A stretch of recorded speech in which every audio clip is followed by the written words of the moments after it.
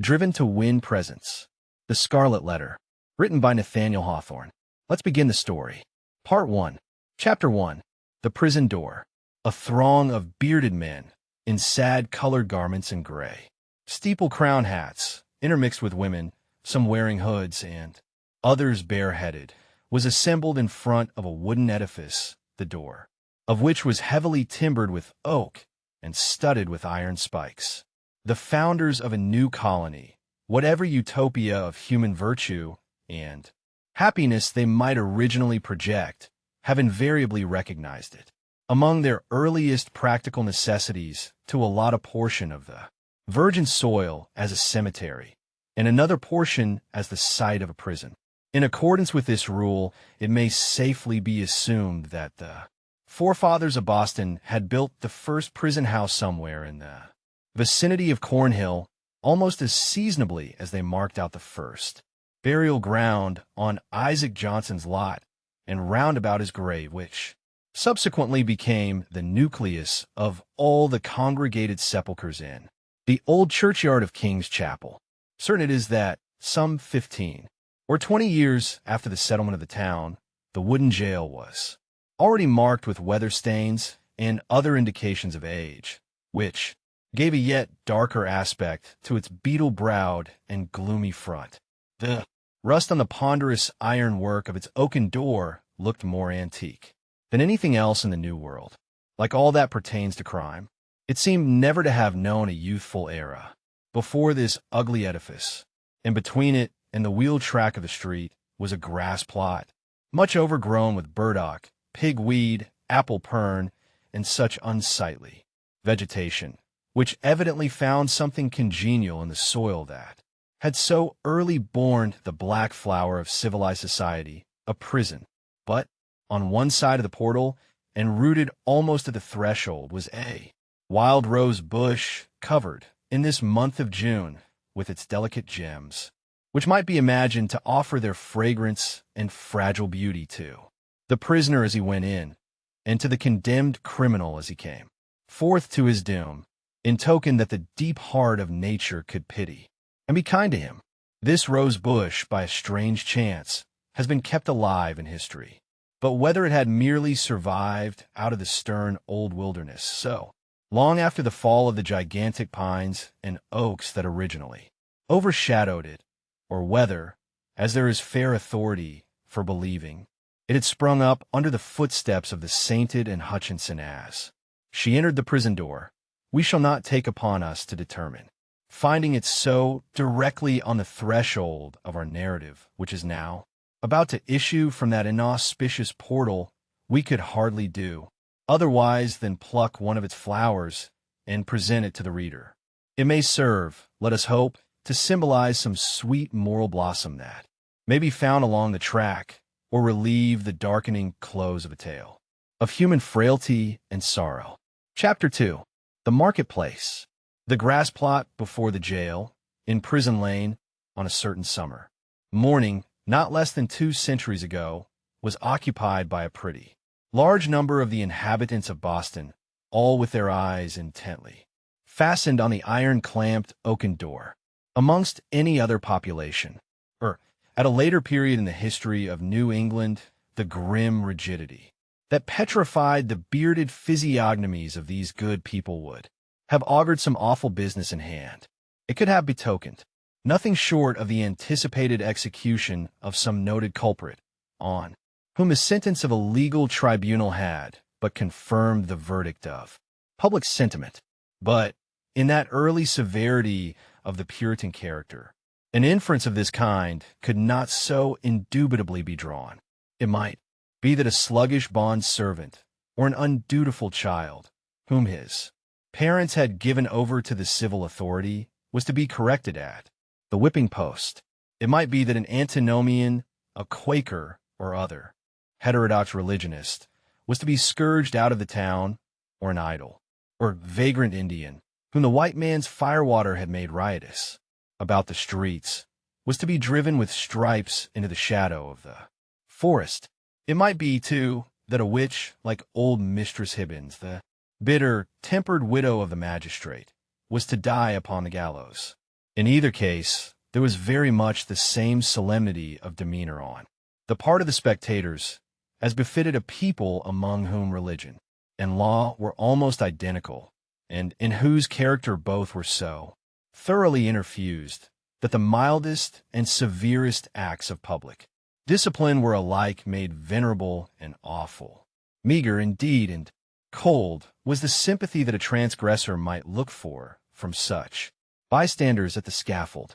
On the other hand, a penalty which, in our days, would infer a degree of mocking infamy and ridicule, might then be invested with almost as stern a dignity as the punishment of death itself. It was a circumstance to be noted on the summer morning when our story begins its course that the women, of whom there were several in the crowd, appeared to take a peculiar interest in whatever penal infliction might be expected to ensue. The age had not so much refinement that any sense of impropriety restrained the wearers of petticoat and farthingale from stepping forth into the public ways, and wedging their not unsubstantial persons, if occasion were, into the throng nearest to the scaffold at an execution. Morally as well as materially, there was a coarser fiber in those wives and maidens of old English birth and breeding than in their fair descendants, separated from them by a series of 6 or 7 generations, for throughout that chain of ancestry, every successive mother had transmitted to her child a fainter bloom, a more delicate and briefer beauty, and a slighter physical frame, if not character of less force and solidity than her own. The women who were now standing about the prison door stood within less than half a century of the period when a man like Elizabeth had been the not altogether unsuitable representative of the sex. They were her countrywomen, and the beef and ale of their native land, with a moral diet not a whit more refined, entered largely into their composition. The bright morning sun, therefore, shone on broad shoulders and well-developed busts, and on round and ruddy cheeks that had ripened in the far-off island, and had hardly yet grown paler or thinner in the atmosphere of New England. There was moreover a boldness and rotundity of speech among these matrons, as most of them seemed to be, that would startle us at the present day, whether in respect to its purport or its volume of tone. "Good wives," said a hard-featured dame of 50, "I'll tell ye a piece o' my mind. It would be greatly for the public behoof if we women, being of mature age and church members in good repute, should have the handling of such malefactresses as this Hester Prynne. What think ye, gossips? If the hussy stood up for judgment before us 5 that are now here and not together, would she come off with such a sentence as the worshipful magistrates have awarded? Marry, I trow not. People say," said another, "that the Reverend Master Dimmesdale, her godly pastor, takes it very grievously to heart that such a scandal should have come upon his congregation. The magistrates are God-fearing gentlemen, but merciful overmuch that is a truth," added a third autumnal matron. "At the very least, they should have put the brand of a hot iron on Hester Prynne's forehead. Madam Hester would have winced at that, I warrant me. But she, the naughty baggage, little will she care what they put upon the bodice of her gown. Why, look you, she may cover it with a brooch or such like heathenish adornment, and so walk the streets as brave as ever." "Ah, but," interposed more softly a young wife holding a child by the hand, "let her cover the mark as she will, the pang of it will be always in her heart. What do we talk of marks and brands, whether on the bodice of her gown or the flesh of her forehead?" cried another female, the ugliest as well as the most pitiless of these self-constituted judges. "This woman has brought shame upon us all, and ought to die. Is there not law for it? Truly there is, both in the Scripture and the statute book. Then let the magistrates, who have made it of no effect, thank themselves if their own wives and daughters go astray." "Mercy on us, good wife," exclaimed a man in the crowd. "Is there no virtue in woman, save what springs from a wholesome fear of the gallows? That is the hardest word yet. Hush now, gossip for the lock, is turning in the prison door, and here comes Mistress Prynne herself. The door of the jail being flung open from within there appeared, in the first place, like a black shadow emerging into sunshine, the grim and grisly presence of the town beadle, with a sword by his side, and his staff of office in his hand. This personage prefigured and represented in his aspect the whole dismal severity of the Puritanic code of law, which it was his business to administer in its final and closest application to the offender. Stretching forth the official staff in his left hand, he laid his right upon the shoulder of a young woman, whom he thus drew forward, until, on the threshold of the prison door, she repelled him by an action marked with natural dignity and force of character, and stepped into the open air as if by her own free will.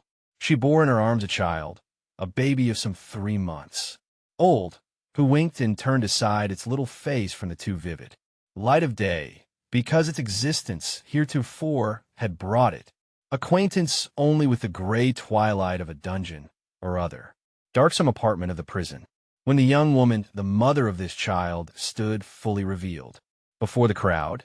It seemed to be her first impulse to clasp the infant closely to her bosom, not so much by an impulse of motherly affection, as that she might thereby conceal a certain token which was wrought or fastened into her dress. In a moment, however, wisely judging that one token of her shame would but poorly serve to hide another, she took the baby on her arm, and with a burning blush and yet a haughty smile, and a glance that would not be abashed, looked around at her townspeople and neighbors. On the breast of her gown, in fine red cloth, surrounded with an elaborate embroidery and fantastic flourishes of gold thread, appeared the letter A. It was so artistically done, and with so much fertility and gorgeous luxuriance of fancy, that it had all the effect of a last and fitting decoration to the apparel which she wore, and which was of a splendor in accordance with the taste of the age, but greatly beyond what was allowed by the sumptuary regulations of the colony. The young woman was tall, with a figure of perfect elegance on a large scale. She had dark and abundant hair, so glossy that it threw off the sunshine with a gleam, and a face which, besides being beautiful from regularity of feature and richness of complexion, had the impressiveness belonging to a marked brow and deep black eyes.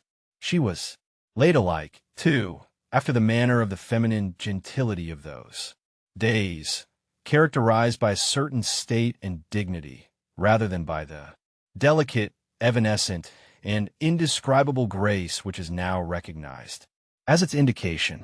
And never had Hester Prynne appeared more ladylike, in the antique interpretation of the term, than as she issued from the prison.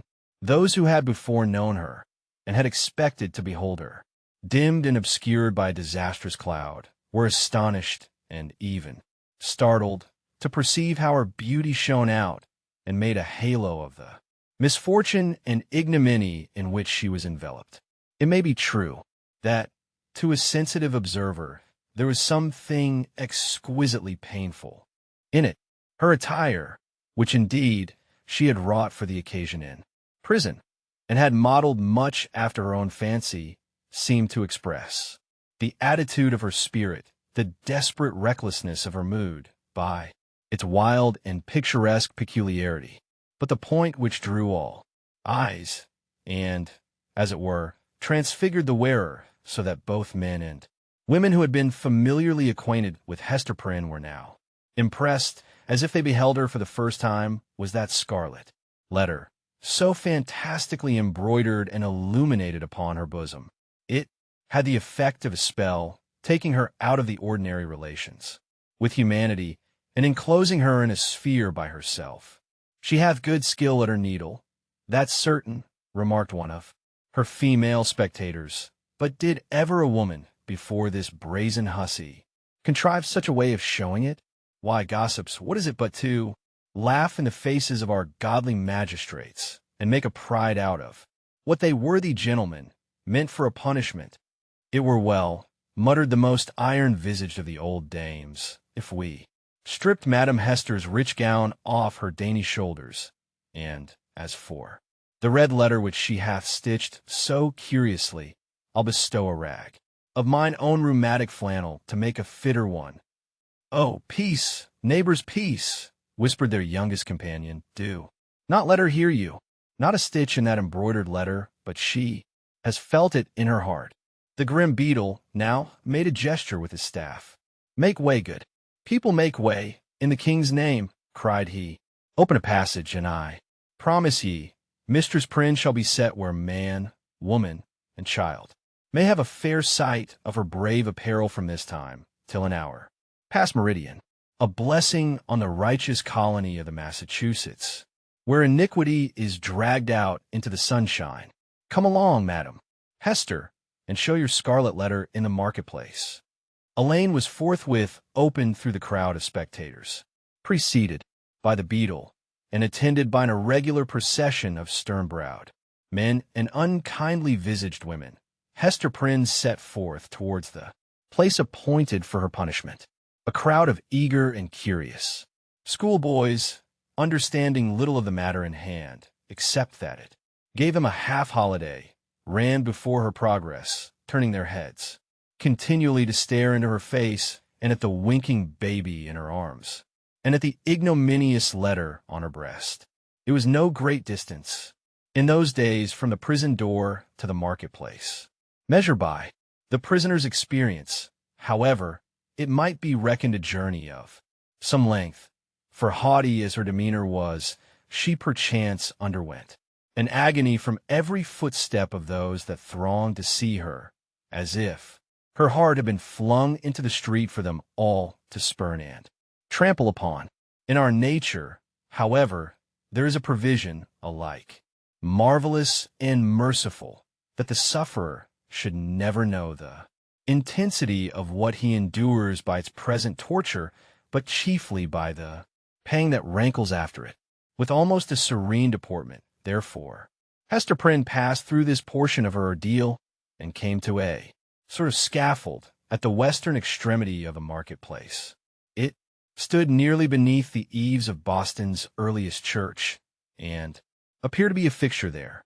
In fact, this scaffold constituted a portion of a penal machine, which, now for 2 or 3 generations past, has been merely historical and traditionary among us, but was held, in the old time, to be as effectual an agent in the promotion of good citizenship as ever was the guillotine among the terrorists of France. It was, in short, the platform of the pillory, and above it rose the framework of that instrument of discipline so fashioned as to confine the human head in its tight grasp, and thus hold it up to the public gaze. The very ideal of ignominy was embodied and made manifest in this contrivance of wood and iron. There could be no outrage, methinks, against our common nature, whatever be the delinquencies of the individual, no outrage more flagrant than to forbid the culprit to hide his face for shame, as it was the essence of this punishment to do.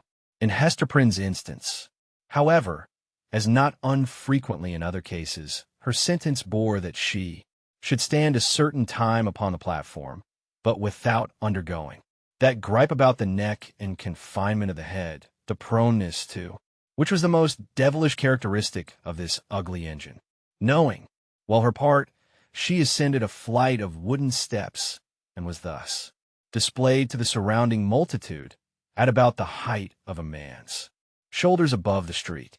Had there been a papist among the crowd of Puritans, he might have seen in this beautiful woman, so picturesque in her attire and mien, and with the infant at her bosom, an object to remind him of the image of divine maternity, which so many illustrious painters have vied with one another to represent, something which should remind him, indeed, but only by contrast, of that sacred image of sinless motherhood, whose infant was to redeem the world.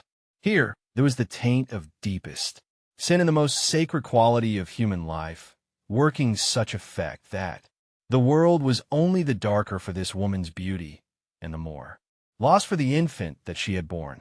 The scene was not without a mixture of awe, such as must always invest.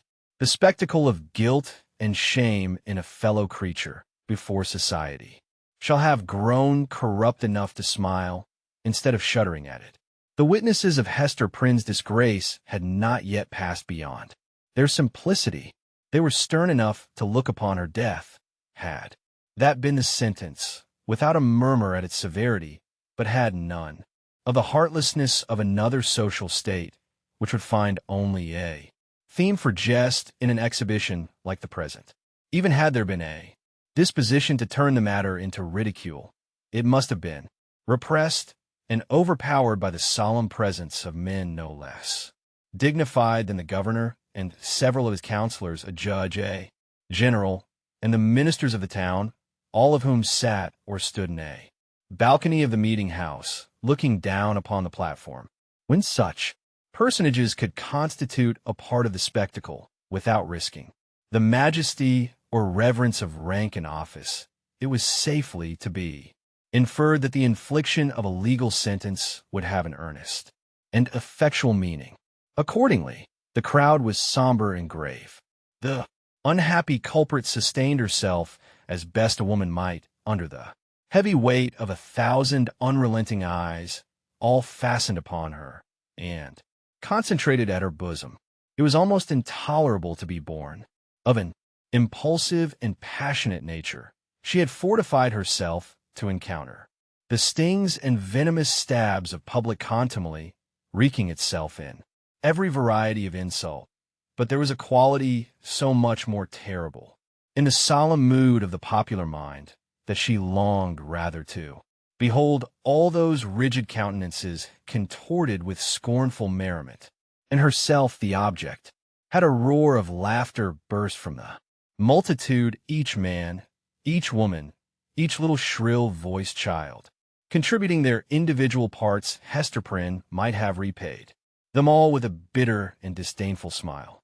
But under the leaden infliction which it was her doom to endure, she felt, at moments, as if she must needs shriek out with the full power of her lungs and cast herself from the scaffold down upon the ground, or else go mad at once. Yet there were intervals when the whole scene, in which she was the most conspicuous object, seemed to vanish from her eyes, or at least glimmered indistinctly before them, like a mass of imperfectly shaped and spectral images. Her mind, and especially her memory, was preternaturally active, and kept bringing up other scenes than this. Roughly hewn street of a little town on the edge of the western wilderness, other faces than were lowering upon her from beneath the brims of those steeple crown hats, reminiscences the most trifling and immaterial, passages of infancy and school days, sports, childish quarrels, and the little domestic traits of her maiden years, came swarming back upon her, intermingled with recollections of whatever was gravest in her subsequent life, one picture precisely as vivid as another, as if all were of similar importance, or all alike a play. Possibly, it was an instinctive device of her spirit to relieve itself by the exhibition of these phantasmagoric forms from the cruel weight and hardness of the reality. Be that as it might, the scaffold of the pillory was a point of view that revealed to Hester Prynne the entire track along which she had been treading since her happy infancy. Standing on that miserable eminence, she saw again her native village in Old England and her paternal home, a decayed house of gray stone with a poverty-stricken aspect, but retaining a half-obliterated shield of arms over the portal in token of antique gentility. She saw her father's face with its bold brow and reverend white beard that flowed over the old-fashioned Elizabethan ruff. Her mother's, too, with the look of heedful and anxious love which it always wore in her remembrance, and which, even since her death, had so often laid the impediment of a gentle remonstrance in her daughter's pathway. She saw her own face, glowing with girlish beauty, and illuminating all the interior of the dusky mirror in which she had been wont to gaze at it. There she beheld another countenance of a man well stricken in years, a pale, thin, scholar-like visage, with eyes dim and bleared by the lamplight that had served them to pore over many ponderous books. Yet those same bleared optics had a strange, penetrating power when it was their owner's purpose to read the human soul. This figure of the study and the cloister, as Hester Prynne's womanly fancy failed not to recall, was slightly deformed, with the left shoulder a trifle higher than the right. Next rose before her in memory's picture gallery the intricate and narrow thoroughfares, the tall, gray houses, the huge cathedrals, and the public edifices, ancient in date and quaint in architecture, of a continental city, where new life had awaited her, still in connection with a misshapen scholar, a new life, but feeding itself on time-worn materials, like a tuft of green moss on a crumbling wall. Lastly, in lieu of these shifting scenes, came back the rude marketplace of a Puritan settlement, with all the townspeople assembled and leveling their stern regards at Hester Prynne, yes, at herself who stood on the scaffold of the pillory, an infant on her arm, and the letter A in scarlet, fantastically embroidered with gold thread upon her bosom. Could it be true? She clutched the child so fiercely to her breast that it sent forth a cry. She turned her eyes downward at the scarlet letter, and even touched it with her finger to assure herself that the infant and the shame were real. Yes, these were her realities. All else had vanished. Chapter 3. The Recognition. From this intense consciousness of being the object of severe and universal observation, the wearer of the scarlet letter was at length relieved by discerning, on the outskirts of the crowd, a figure which irresistibly took possession of her thoughts. An Indian in his native garb was standing there, but the red men were not so infrequent. Visitors of the English settlements that one of them would have attracted any notice from Hester Prynne at such a time, much less would he have excluded all other objects and ideas from her mind. By the Indian's side, and evidently sustaining a companionship with him, stood a white man, clad in a strange disarray of civilized and savage costume. He was small in stature, with a furrowed visage which as yet could hardly be termed aged. There was a remarkable intelligence in his features, as of a person who had so cultivated his mental part that it could not fail to mold the physical to itself and become manifest by unmistakable tokens, although by a seemingly careless arrangement of his heterogeneous garb, he had endeavored to conceal or abate the peculiarity. It was sufficiently evident to Hester Prynne that one of this man's shoulders rose higher than the other. Again, at the first instant of perceiving that thin visage and the slight deformity of the figure, she pressed her infant to her bosom with so convulsive a force that the poor babe uttered another cry of pain. But the mother did not seem to hear it. At his arrival in the marketplace, and some time before she saw him, the stranger had bent his eyes on Hester Prynne. It was carelessly at first, like a man chiefly accustomed to look inward and to whom external matters are of little value and import unless they bear relation to something within his mind. Very soon, however, his look became keen and penetrative. A writhing horror twisted itself across his features like a snake gliding swiftly over them and making one little pause with all its wreathed involutions in open sight. His face darkened with some powerful emotion, which, nevertheless, he so instantaneously controlled by an effort of his will that, save at a single moment, its expression might have passed for calmness. After a brief space, the convulsion grew almost imperceptible and finally subsided into the depths of his nature. When he found the eyes of Hester Prynne fastened on his own and saw that she appeared to recognize him, he slowly and calmly raised his finger, made a gesture with it in the air, and laid it on his lips. Then, touching the shoulder of a townsman who stood near to him, he addressed him in a formal and courteous manner. "I pray you, good sir," said he, "who is this woman, and wherefore is she here set up to public shame?" "You must needs be a stranger in this region, friend," answered the townsman, looking curiously at the questioner and his savage companion. "Else you would surely have heard of Mistress Hester Prynne and her evil doings. She hath raised a great scandal, I promise you, in godly Master Dimmesdale's church." "You say truly," replied the other. "I am a stranger, and have been a wanderer sorely against my will. I have met with grievous mishaps by sea and land, and have been long held in bonds among the heathen folk to the southward, and am now brought hither by this Indian to be redeemed out of my captivity. Will it please you, therefore, to tell me, of Hester Prynne's, have I her name rightly, of this woman's offenses, and what has brought her to yonder scaffold? Truly, friend, and methinks it must gladden your heart after your troubles and sojourn in the wilderness," said the townsman, "to find yourself at length in a land where iniquity is searched out and punished in the sight of rulers and people, as here in our godly New England. Yonder woman, sir, you must know, was the wife of certain learned man, English by birth, but who had long ago dwelt in Amsterdam, when some good time agone he was minded to cross over and cast in his lot with us of the Massachusetts. To this purpose he sent his wife before him, remaining himself to look after some necessary affairs.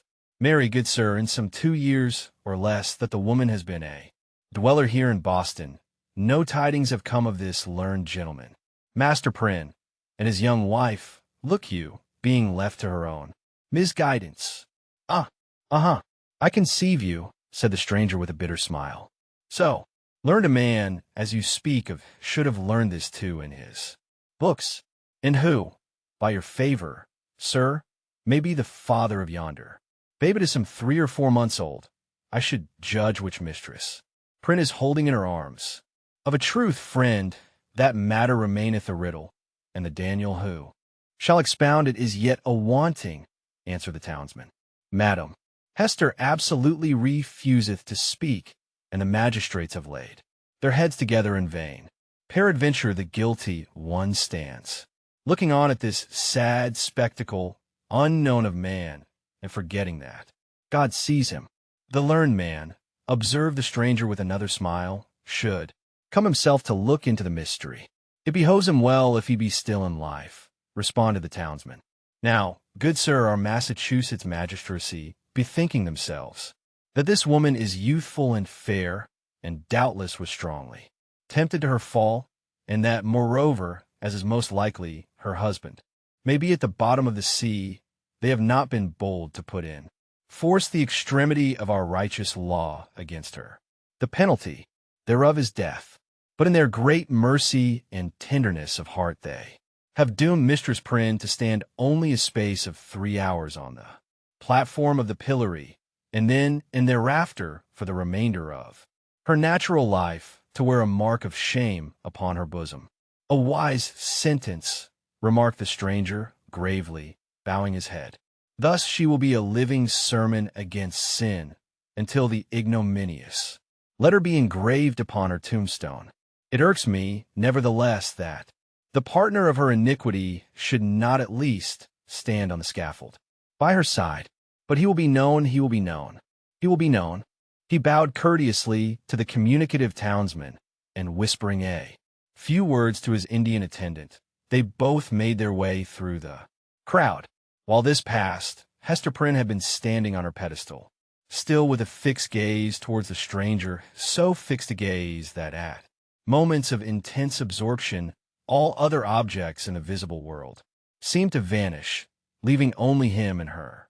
Such an interview, perhaps, would have been more terrible than even to meet him as she now did, with the hot midday sun burning down upon her face and lighting up its shame with the scarlet token of infamy on her breast, with the sin-born infant in her arms, with a whole people drawn forth as to a festival, staring at the features that should have been seen only in the quiet gleam of the fireside, in the happy shadow of a home, or beneath a matronly veil at church.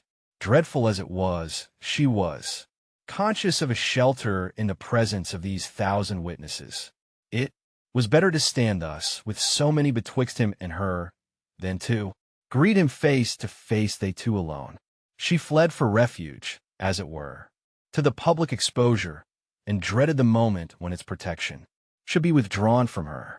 Involved in these thoughts, she scarcely heard a voice behind her until it had repeated her name more than once, in a loud and solemn tone, audible to the whole multitude. "Hearken unto me, Hester Prynne," said the voice.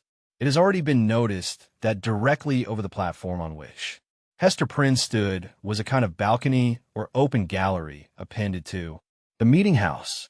It was the place whence proclamations were wont to be made amidst an assemblage of the magistracy, with all the ceremonial that attended such public observances in those days. Here, to witness the scene which we are describing, sat Governor Bellingham, himself with 4 sergeants about his chair, bearing halberds, as a guard of honor. He wore a dark feather in his hat, a border of embroidery on his cloak, and a black velvet tunic beneath. A gentleman, advanced in years, with a hard experience written in his wrinkles. He was not ill-fitted to be the head and representative of a community which owed its origin and progress, and its present state of development, not to the impulses of youth, but to the stern and tempered energies of manhood and the somber sagacity of age, accomplishing so much precisely because it imagined and hoped so little. The other eminent characters by whom the chief ruler was surrounded were distinguished by a dignity of mien belonging to a period when the forms of authority were felt to possess the sacredness of divine institutions. They were doubtless good men, just and sage, but out of the whole human family, it would not have been easy to select the same number of wise and virtuous persons who should be less capable of sitting in judgment on an erring woman's heart, and disentangling its mesh of good and evil, than the sages of rigid aspect, towards whom Hester Prynne now turned her face. She seemed conscious, indeed, that whatever sympathy she might expect lay in the larger and warmer heart of the multitude, for, as she lifted her eyes towards the balcony, the unhappy woman grew pale and trembled. The voice which had called her attention was that of the Reverend and famous John Wilson, the eldest clergyman of Boston, a great scholar, like most of his contemporaries in the profession, and withal a man of kind and genial spirit. This last attribute, however, had been less carefully developed than his intellectual gifts, and was, in truth, rather a matter of shame than self-congratulation with him. There he stood, with a border of grizzled locks beneath his skull cap, while his gray eyes, accustomed to the shaded light of his study, were winking, like those of Hester's infant, in the unadulterated sunshine. He looked like the darkly engraved portraits which we see prefixed to old volumes of sermons, and had no more right than one of those portraits would have to step forth, as he now did, and meddle with the question of human guilt, passion, and anguish. "Hester Prynne," said the clergyman, "I have striven with my young brother here, under whose preaching of the word you have been privileged to sit." Here Mr. Wilson laid his hand on the shoulder of a pale young man beside him. "I have sought, I say, to persuade this godly youth that he should deal with you, here in the face of heaven, and before these wise and upright rulers, and in hearing of all the people, as touching the vileness and blackness of your sin. Knowing your natural temper better than I, he could the better judge what arguments to use, whether of tenderness or terror, such as might prevail over your hardness and obstinacy, insomuch that you should no longer hide the name of him who tempted you to this grievous fall. But he opposes to me with a young man's oversoftness, albeit wise beyond his years, that it were wronging the very nature of woman to force her to lay open her heart's secrets in such broad daylight, and in presence of so great a multitude. Truly, as I sought to convince him, the shame lay in the commission of the sin, and not in the showing of it forth. What say you to it? Once again, brother Dimmesdale, must it be thou or I that shall deal with this poor sinner's soul? There was a murmur among the dignified and reverend occupants of the balcony, and Governor Bellingham gave expression to its purport, speaking in an authoritative voice, although tempered with respect, towards the youthful clergyman whom he addressed. "Good Master Dimmesdale," said he, "the responsibility of this woman's soul lies greatly with you. It behoves you, therefore, to exhort her to repentance and to confession, as a proof and consequence thereof." The directness of this appeal drew the eyes of the whole crowd upon the Reverend Mr. Dimmesdale, young clergyman, who had come from one of the great English universities, bringing all the learning of the age into our wild forest land. His eloquence and religious fervor had already given the earnest of high eminence in his profession. He was a person of very striking aspect, with a white, lofty, and impending brow, large brown, melancholy eyes, and a mouth which, unless when he forcibly compressed it, was apt to be tremulous, expressing both nervous sensibility and a vast power of self-restraint. Notwithstanding his high native gifts and scholar-like attainments, there was an air about this young minister, an apprehensive, a startled, a half-frightened look, as of a being who felt himself quite astray and at a loss in the pathway of human existence, and could only be at ease in some seclusion of his own. Therefore, so far as his duties would permit, he trod in the shadowy by-paths, and thus kept himself simple and childlike, coming forth when occasion was with a freshness and fragrance and dewy purity of thought, which, as many people said, affected them like the speech of an angel. Such was the young man whom the Reverend Mr. Wilson and the governor had introduced so openly to the public notice, bidding him speak in the hearing of all men to that mystery of a woman's soul so sacred, even in its pollution. The trying nature of his position drove the blood from his cheek and made his lips tremulous. "Speak to the woman, my brother," said Mr. Wilson. "It is of moment to her soul, and, therefore, as the worshipful governor says, momentous to thine own, in whose charge hers is. Exhort her to confess the truth." The Reverend Mr. Dimmesdale bent his head in silent prayer, as it seemed, and then came forward. "Hester Prynne," said he, leaning over the balcony and looking down steadfastly into her eyes, "thou hearest what this good man says, and sayest the accountability under which I labor.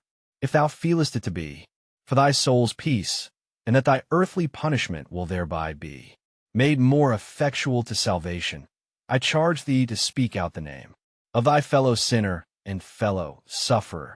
Be not silent from any mistaken pity and tenderness for him. For believe me, Hester, though he were to step down from a high place and stand there beside thee on thy pedestal of shame, yet better were it so than to hide a guilty heart through life. What can thy silence do for him, except to tempt him, compel him, as it were to add hypocrisy to sin? Heaven hath granted thee an open ignominy, that thereby thou mayest work out an open triumph over the evil within thee and the sorrow without. Take heed how thou deniest to him who, perchance, hath not the courage to grasp it for himself, the bitter but wholesome cup that is now presented to thy lips. The young pastor's voice was tremulously sweet, rich, deep, and broken, the feeling that it so evidently manifested, rather than the direct purport of the words, caused it to vibrate within all hearts, and brought the listeners into one accord of sympathy. Even the poor baby at Hester's bosom was affected by the same influence, for it directed its hitherto vacant gaze towards Mr. Dimmesdale and held up its little arms with a half-pleased, half-plaintive murmur. So powerful seemed the minister's appeal that the people could not believe but that Hester Prynne would speak out the guilty name, or else that the guilty one himself in whatever high or lowly place he stood, would be drawn forth by an inward and inevitable necessity and compelled to ascend the scaffold. Hester shook her head. "Woman, transgress not beyond the limits of heaven's mercy," cried the Reverend Mr. Wilson, more harshly than before. "That little babe hath been gifted with a voice to second and confirm the counsel which thou hast heard. Speak out the name, that, and thy repentance may avail to take the scarlet letter off thy breast." "Never," replied Hester Prynne, looking not at Mr. Wilson, but into the deep and troubled eyes of the younger clergyman. "It is too deeply branded. He cannot take it off, and would that I might endure his agony, as well as mine." "Speak, woman," said another voice, coldly and sternly, proceeding from the crowd about the scaffold. "Speak, and give your child a father." "I will not speak," answered Hester, turning pale as death, but responding to this voice, which she too surely recognized. "And my child must seek a heavenly father. She shall never know an earthly one." "She will not speak," murmured Mr. Dimmesdale, who, leaning over the balcony, with his hand upon his heart, had awaited the result of his appeal. He now drew back with a long respiration. Wondrous strength and generosity of a woman's heart. "She will not speak." Discerning the impracticable state of the poor culprit's mind, the elder clergyman, who had carefully prepared himself for the occasion, addressed to the multitude a discourse on sin in all its branches, but with continual reference to the ignominious letter. So forcibly did he dwell upon this symbol for the hour or more during which his periods were rolling over the people's heads, that it assumed new terrors in their imagination and seemed to derive its scarlet hue from the flames of the infernal pit. Hester Prynne, meanwhile, kept her place upon the pedestal of shame, with glazed eyes and an air of weary indifference. She had borne that morning all that nature could endure, and as her temperament was not of the order that escapes from too intense suffering by a swoon, her spirit could only shelter itself beneath a stony crust of insensibility, while the faculties of animal life remained entire. In this state, the voice of the preacher thundered remorselessly but unavailingly upon her ears. The infant, during the latter portion of her ordeal, pierced the air with its wailings and screams. She strove to hush it mechanically, but seemed scarcely to sympathize with its trouble. With the same hard demeanor, she was led back to prison and vanished from the public gaze within its iron-clamped portal. It was whispered by those who peered after her that the scarlet letter threw a lurid gleam along the dark passageway of the interior. Chapter 4. The Interview. After her return to the prison, Hester Prynne was found to be in a state of nervous excitement that demanded constant watchfulness, lest she should perpetrate violence on herself or do some half-frenzied mischief to the poor babe. As night approached, it proving impossible to quell her insubordination by rebuke or threats of punishment, Master Brackett, the jailer, thought fit to introduce a physician.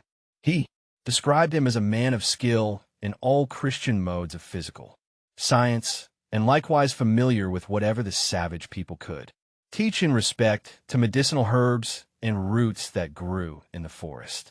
To say the truth, there was much need of professional assistance, not merely for Hester herself, but still more urgently for the child who, drawing its sustenance from the maternal bosom, seemed to have drank in with it all the turmoil, the anguish and despair which pervaded the mother's system. It now writhed in convulsions of pain, and was a forcible type, in its little frame, of the moral agony which Hester Prynne had borne throughout the day. Closely following the jailer into the dismal apartment appeared that individual of singular aspect whose presence in the crowd had been of such deep interest to the wearer of the scarlet letter. He was lodged in the prison, not as suspected of any offense, but as the most convenient and suitable mode of disposing of him until the magistrates should have conferred with the Indian sagamores respecting his ransom. His name was announced as Roger Chillingworth. The jailer, after ushering him into the room, remained a moment, marveling at the comparative quiet that followed his entrance, for Hester Prynne had immediately become as still as death, although the child continued to moan. "Prithee, friend, leave me alone with my patient," said the practitioner. "Trust me, good jailer, you shall briefly have peace in your house, and, I promise you, Mistress Prynne shall hereafter be more amenable to just authority than you may have found her heretofore." "Nay, if your worship can accomplish that," answered Master Brackett, "I shall own you for a man of skill indeed. Verily, the woman hath been like a possessed one, and there lacks little that I should take in hand to drive Satan out of her with stripes." The stranger had entered the room with the characteristic quietude of the profession to which he announced himself as belonging. Nor did his demeanor change when the withdrawal of the prison keeper left him face to face with a woman whose absorbed notice of him in the crowd had intimated so close a relation between himself and her. His first care was given to the child, whose cries, indeed, as she lay writhing on the trundle bed, made it of peremptory necessity to postpone all other business to the task of soothing her.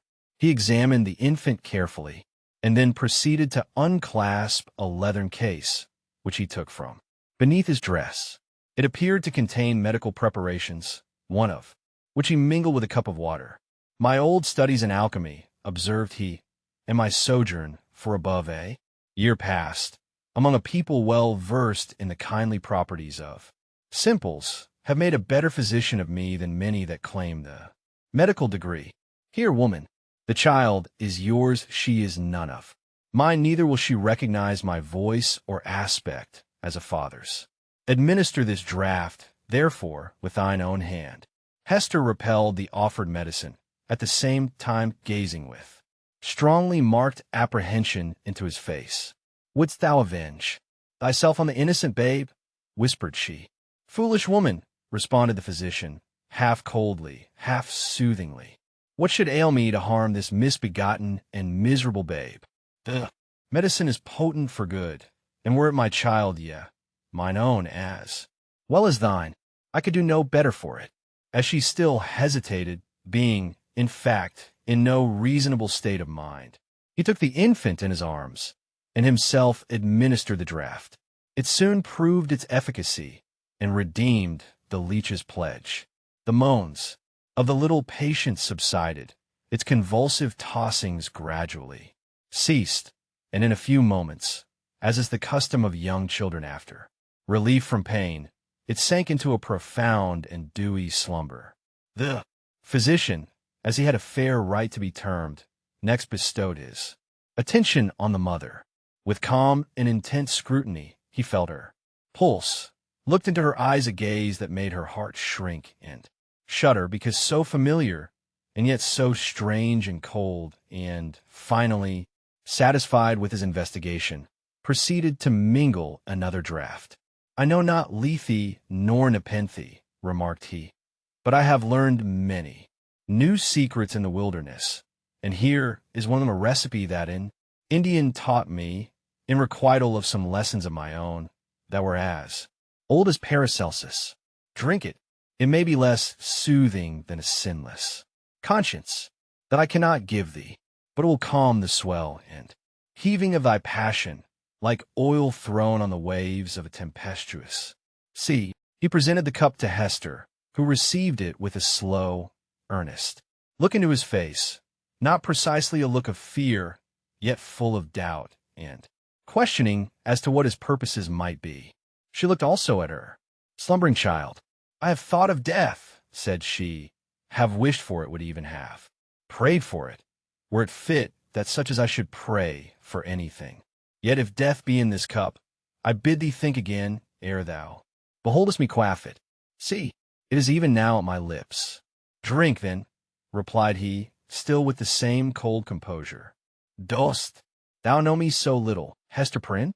Are my purposes wont to be so Shallow? Even if I imagine a scheme of vengeance, what could I do? Better for my object than to let thee live than to give thee medicines against all harm and peril of life, so that this burning shame may still blaze upon thy bosom. As he spoke, he laid his long forefinger on the scarlet letter, which forthwith seemed to scorch into Hester's breast, as if it had been red-hot. He noticed her involuntary gesture, and smiled. Live, therefore, and bear about thy doom with thee in the eyes of men and women, in the eyes of him whom thou didst call thy husband, in the eyes of yonder child, and that thou mayest live. Take off this draught. Without further expostulation or delay, Hester Prynne drained the cup, and at the motion of the man of skill, seated herself on the bed, where the child was sleeping, while he drew the only chair which the room afforded, and took his own seat beside her. She could not but tremble at these preparations, for she felt that having now done all that humanity or principle, or if so it were a refined cruelty, impelled him to do for the relief of physical suffering, he was next to treat with her as the man whom she had most deeply and irreparably injured. Hester, said he, I ask not wherefore, nor how thou hast fallen into the pit, or say, rather, thou hast ascended to the pedestal of infamy, on which I found thee. The reason is not far to seek. It was my folly and thy weakness. I, a man of thought, the bookworm of great libraries, a man already in decay, having given my best years to feed the hungry. Dream of knowledge, what had I to do with youth and beauty like thine own? Misshapen from my birth hour, how could I delude myself with the idea that intellectual gifts might veil physical deformity in a young girl's fantasy? Men call me wise. If sages were ever wise in their own behoof, I might have foreseen all this. I might have known that as I came out of the vast and dismal forest and entered this settlement of Christian men, the very first object to meet my eyes would be thyself, Hester Prynne, standing up, a statue of ignominy before the people. Nay, from the moment when we came down the old church steps together, a married pair, I might have beheld the bale fire of that scarlet letter, blazing at the end of our path. Thou knowest, said Hester, for, depressed as she was, she could not endure this last quiet stab at the token of her shame. Thou knowest that I was frank with thee. I felt no love, nor feigned any. True, replied he, it was my folly. I have said it. But up to that epoch of my life, I had lived in vain. The world had been so cheerless. My heart was a habitation large enough for many guests, but lonely and chill, and without a household fire. I longed to kindle one. It seemed not so wild a dream, old as I was, and somber as I was, and misshapen as I was, that the simple bliss which is scattered far and wide for all mankind to gather up might yet be mine. And so, Hester, I drew thee into my heart, into its innermost chamber, and sought to warm thee by the warmth which thy presence made there. I have greatly wronged thee, murmured Hester. We have wronged each other, answered he. Mine was the first wrong, when I betrayed thy budding youth into a false and unnatural relation with my decay. Therefore, as a man who has not thought and philosophized in vain, I seek no vengeance, plot no evil against thee. Between thee and me, the scale hangs fairly balanced. But Hester, the man lives who has wronged us both. Who is he? Ask me not, replied Hester Prynne, looking firmly into his face. That thou shalt never know. Never, sayest thou, rejoined he, with a smile of dark and self-relying intelligence. Never know him. Believe me, Hester, there are few things, whether in the outward world or to a certain depth in the invisible sphere of thought, few things hidden from the man who devotes himself earnestly and unreservedly to the solution of a mystery. Thou mayest cover up thy secret from the prying multitude. Thou mayest conceal it, too, from the ministers and magistrates, even as thou didst this day, when they sought to wrench the name out of thy heart and give thee a partner on thy pedestal. But as for me, I come to the inquest with other senses than they possess. I shall seek this man, as I have sought truth in books, as I have sought gold in alchemy. There is a sympathy that will make me conscious of him. I shall see him, tremble. I shall feel myself shudder, suddenly and unawares. Sooner or later, he must needs be mine. The eyes of the wrinkled scholar glowed so intensely upon her that Hester Prynne clasped her hand over her heart, dreading lest he should read the secret there at once. Thou wilt not reveal his name? Not the less he is mine, resumed he, with a look of confidence, as if destiny were at one with him. He bears no letter of infamy wrought into his garment, as thou dost, but I shall read it on his heart. Yet fear not for him. Think not that I shall interfere with heaven's own method of retribution, or, to my own loss, betray him to the gripe of human law. Neither do thou imagine that I shall contrive aught against his life, no, nor against his fame. If, as I judge, he be a man of fair repute, let him live, let him hide himself in outward honor, if he may, not the less he shall be mine. Thy acts are like mercy, said Hester, bewildered and appalled. But thy words interpret thee as a terror. One thing, thou that wast my wife, I would enjoin upon thee, continued the scholar. Thou hast kept the secret of thy paramour. Keep likewise mine. There are none in this land that know me. Breathe, not to any human soul that thou didst ever call me husband. Here on this wild outskirt of the earth, I shall pitch my tent, for elsewhere, a wanderer and isolated from human interests, I find here a woman, a man, a child, amongst whom and myself there exist the closest ligaments, no matter whether of love or hate, no matter whether of right or wrong. Thou and thine, Hester Prynne, belong to me. My home is where thou art and where he is. But betray me not. Wherefore dost thou desire it? Inquired Hester, shrinking, she hardly knew why, from his secret bond. Why not announce thyself openly and cast me off at once? It may be, he replied, because I will not encounter the dishonor that besmirches the husband of a faithless woman. It may be for other reasons. Enough, it is my purpose to live and die unknown. Let, therefore, thy husband be to the world as one already dead, and of whom no tidings shall ever come. Recognize me not, by word, by sign, by look. Breathe not the secret, above all, to the man thou wottest of. Shouldst thou fail me in this, beware. His fame, his position, his life will be in my hands. Beware.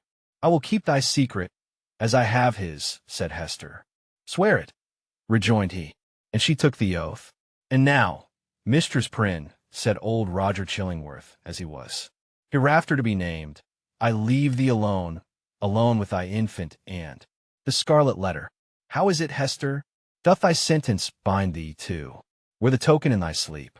Art thou not afraid of nightmares and hideous dreams? Why dost thou smile so at me? Inquired Hester, troubled at the expression of his eyes. Art thou like the black man that haunts the forest round about us? Hast thou enticed me into a bond that will prove the ruin of my soul? Not thy soul, he answered, with another smile. No, not thine. Chapter 5. Hester at her needle. Hester Prynne's term of confinement was now at an end. Her prison door was thrown open, and she came forth into the sunshine, which, falling on all alike, seemed, to her sick and morbid heart, as if meant for no other purpose than to reveal the scarlet letter on her breast. Perhaps there was a more real torture in her first unattended footsteps from the threshold of the prison than even in the procession and spectacle that have been described, where she was made the common infamy, at which all mankind was summoned to point its finger. Then she was supported by an unnatural tension of the nerves, and by all the combative energy of her character, which enabled her to convert the scene into a kind of lurid triumph. It was moreover a separate and insulated event, to occur but once in her lifetime, and to meet which, therefore, reckless of economy, she might call up the vital strength that would have sufficed for many quiet years. The very law that condemned her a giant of stern features, but with vigor to support, as well as to annihilate, and his iron arm had held her up through the terrible ordeal of her ignominy. But now, with this unattended walk, from her prison door began the daily custom, and she must either sustain and carry it forward by the ordinary resources of her nature, or sink beneath it. She could no longer borrow from the future to help her through the present grief. Tomorrow would bring its own trial with it. So would the next day, and so would the next, each its own trial, and yet the very same that was now so unutterably grievous to be borne. The days of the far-off future would toil onward, still with the same burden for her to take up and bear along with her, but never to fling down, for the accumulating days and added years would pile up there, misery upon the heap of shame. Throughout them all, giving up her individuality, she would become the general symbol at which the preacher and moralist might point, and in which they might vivify and embody their images of woman's frailty and sinful passion. Thus the young and pure would be taught to look at her with the scarlet letter, flaming on her breast at her, the child of honorable parents at her, the mother of a babe that would hereafter be a woman at her, who had once been innocent as the figure, the body, the reality of sin, and over her grave, the infamy that she must carry thither would be her only monument. It may seem marvelous that, with the world before her kept by no restrictive clause of her condemnation within the limits of the Puritan settlement, so remote and so obscure-free to return to her birthplace, or to any other European land, and there hide her character and identity under a new exterior as completely as if emerging into another state of being and having also the passes of the dark, inscrutable forest open to her, where the wildness of her nature might assimilate itself with a people whose customs and life were alien from the law that had condemned her. It may seem marvelous that this woman should still call that place her home, where, and where only, she must needs be the type of shame. But there's a fatality of feeling so irresistible and inevitable that it has the force of doom, which almost invariably compels human beings to linger around and haunt, ghost-like, the spot where some great and marked event has given the color to their lifetime, and still the more irresistibly, the darker the tinge that saddens it. Her sin, her ignominy, were the roots which she had struck into the soil. It was as if a new birth, with stronger assimilations than the first, had converted the forest land, still so uncongenial to every other pilgrim and wanderer, into Hester Prynne's wild and dreary but lifelong home. All other scenes of earth, even that village of rural England, were happy infancy and stainless maidenhood, seemed yet to be in her mother's keeping, like garments put off long ago were foreign to her, in comparison. The chain that bound her here was of iron links, and galling to her inmost soul, but could never be broken. It might be, too doubtless it was so, although she hid the secret from herself, and grew pale whenever it struggled out of her heart. Like a serpent from its hole, it might be that another feeling kept her within the scene and pathway that had been so fatal. There dwelt, there trode, the feet of one with whom she deemed herself connected in a union that, unrecognized on earth, would bring them together before the bar of final judgment, and make that their marriage altar for a joint futurity of endless retribution. Over and over again, the tempter of souls had thrust this idea upon Hester's contemplation and laughed at the passionate and desperate joy with which she seized and then strove to cast it from her. She barely looked the idea in the face and hastened to bar it in its dungeon. What she compelled herself to believe, what, finally, she reasoned upon as her motive for continuing a resident of New England, was half a truth and half a self-delusion. Here, she said to herself, had been the scene of her guilt, and here should be the scene of her earthly punishment. And so, perchance, the torture of her daily shame would at length purge her soul and work out another purity than that which she had lost, more saint-like, because the result a martyrdom. Hester Prynne, therefore, did not flee. On the outskirts of the town, within the verge of the peninsula, but not in close vicinity to any other habitation, there was a small thatched cottage. It had been built by an earlier settler and abandoned because the soil about it was too sterile for cultivation, while its comparative remoteness put it out of the sphere of that social activity which already marked the habits of the emigrants. It stood on the shore, looking across a basin of the sea, at the forest-covered hills towards the west. A clump of scrubby trees, such as alone grew on the peninsula, did not so much conceal the cottage from view as seemed to denote that here was some object which would fain have been, or at least ought to be, concealed. In this little lonesome dwelling, with some slender means that she possessed, and by the license of the magistrates, who still kept an inquisitorial watch over her, Hester established herself with her infant child. A mystic shadow of suspicion immediately attached itself to the spot. Children, too young to comprehend wherefore this woman should be shut out from the sphere of human charities, would creep nigh enough to behold her plying her needle at the cottage window, or standing in the doorway, or laboring in her little garden, or coming forth along the pathway that led townward, and, discerning the scarlet letter on her breast, would scamper off with a strange, contagious fear. Lonely as was Hester's situation, and without a friend on earth who dared to show himself, she, however, incurred no risk of want. She possessed an art that sufficed, even in a land that afforded comparatively little scope for its exercise, to supply food for her thriving infant and herself. It was the art then as now almost the only one within a woman's grasp of needlework.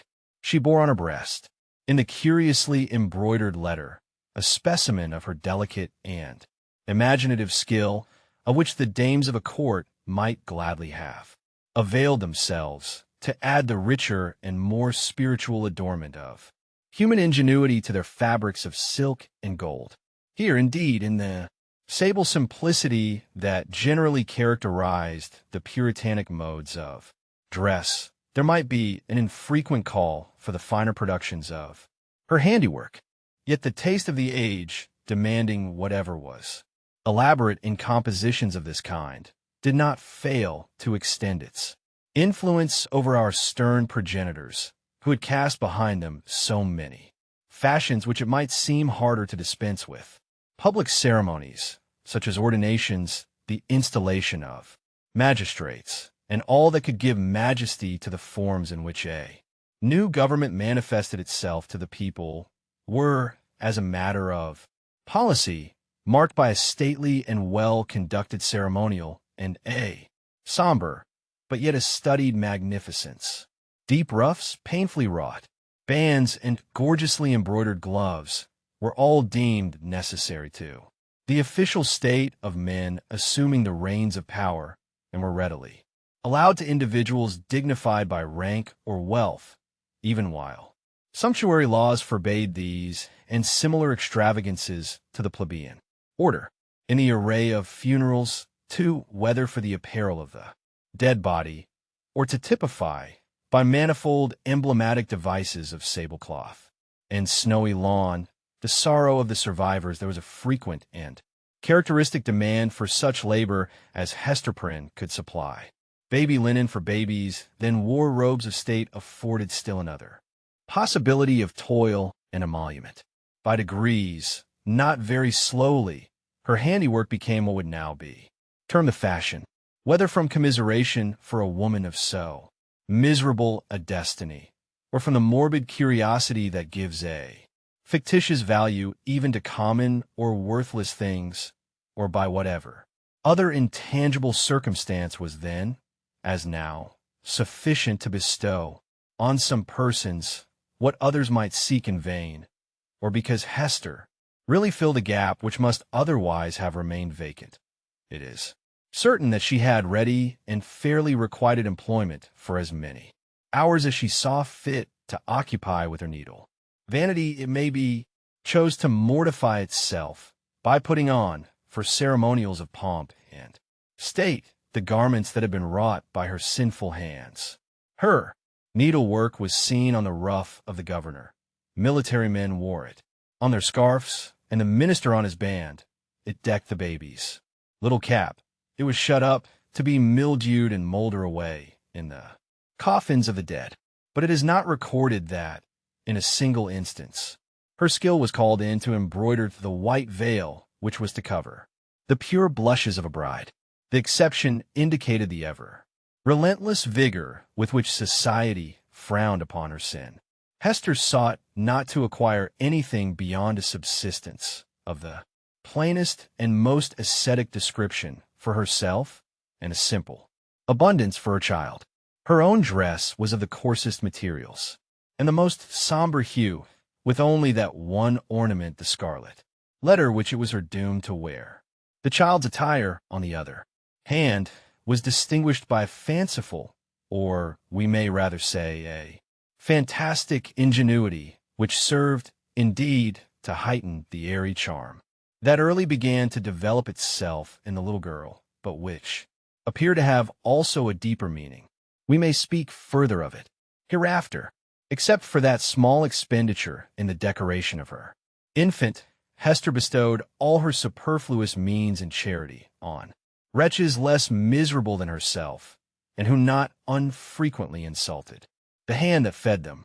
Much of the time, which she might readily have applied to the better efforts of her art, she employed in making coarse garments for the poor. It is probable that there was an idea of penance in this mode of occupation, and that she offered up a real sacrifice of enjoyment in devoting so many hours to such rude handiwork. She had in her nature a rich, voluptuous, oriental characteristic, a taste for the gorgeously beautiful, which, save in the exquisite productions of her needle, found nothing else in all the possibilities of her life to exercise itself upon.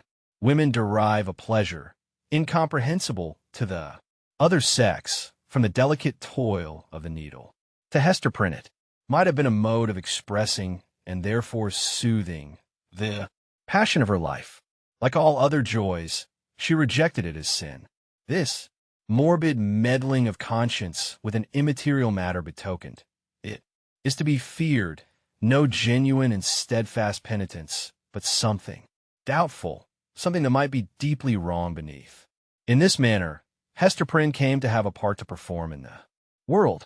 With her native energy of character and rare capacity, it could not entirely cast her off, although it had set a mark upon her more intolerable to a woman's heart than that which branded the brow of Cain. In all her intercourse with society, however, there was nothing that made her feel as if she belonged to it.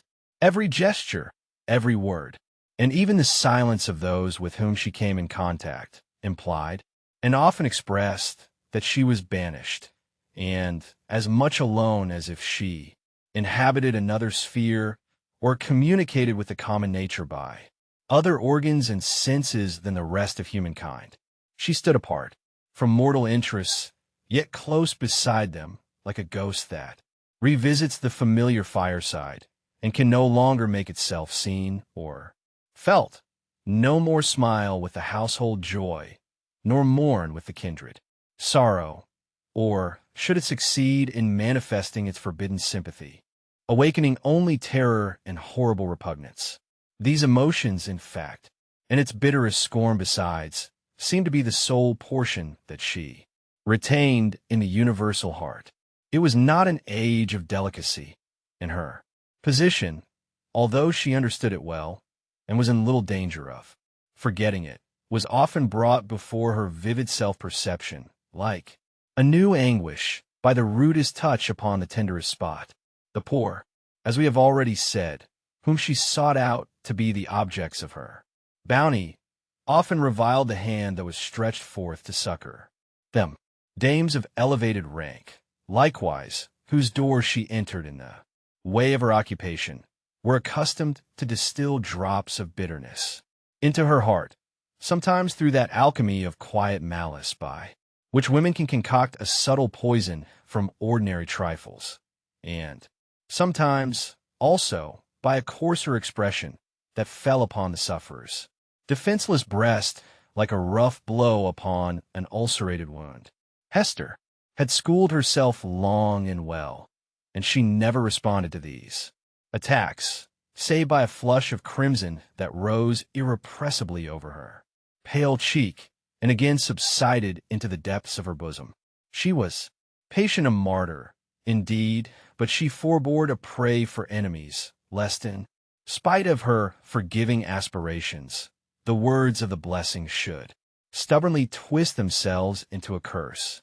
Continually, and in 1,000 other ways, did she feel the innumerable throbs of anguish that had been so cunningly contrived for her by the undying, the ever-active sentence of the Puritan tribunal. Clergymen paused in the streets to address words of exhortation that brought a crowd, with its mingled grin and frown, around the poor, sinful woman. If she entered a church, trusting to share the Sabbath smile of the universal Father, it was often her mishap to find herself the text of the discourse. She grew to have a dread of children, for they had imbibed from their parents a vague idea of something horrible in this dreary woman gliding silently through the town with never any companion but one only child. Therefore, first allowing her pass, they pursued her at a distance with shrill cries and the utterances of a word that had no distinct purport to their own minds, but was none the less terrible to her, as proceeding from lips that babbled it. Unconsciously, it seemed to argue so wide a diffusion of her shame, that all nature knew of it. It could have caused her no deeper pang had the leaves of the trees whispered the dark story among themselves, had the summer breeze murmured about it, had the wintry blast shrieked it aloud. Another peculiar torture was felt in the gaze of a new eye, when strangers looked curiously at the scarlet letter, and none ever failed to do so. They branded it afresh in Hester's soul, so that oftentimes she could scarcely refrain, yet always did refrain from covering the symbol with her hand. But then, again, unaccustomed I had likewise its own anguish to inflict.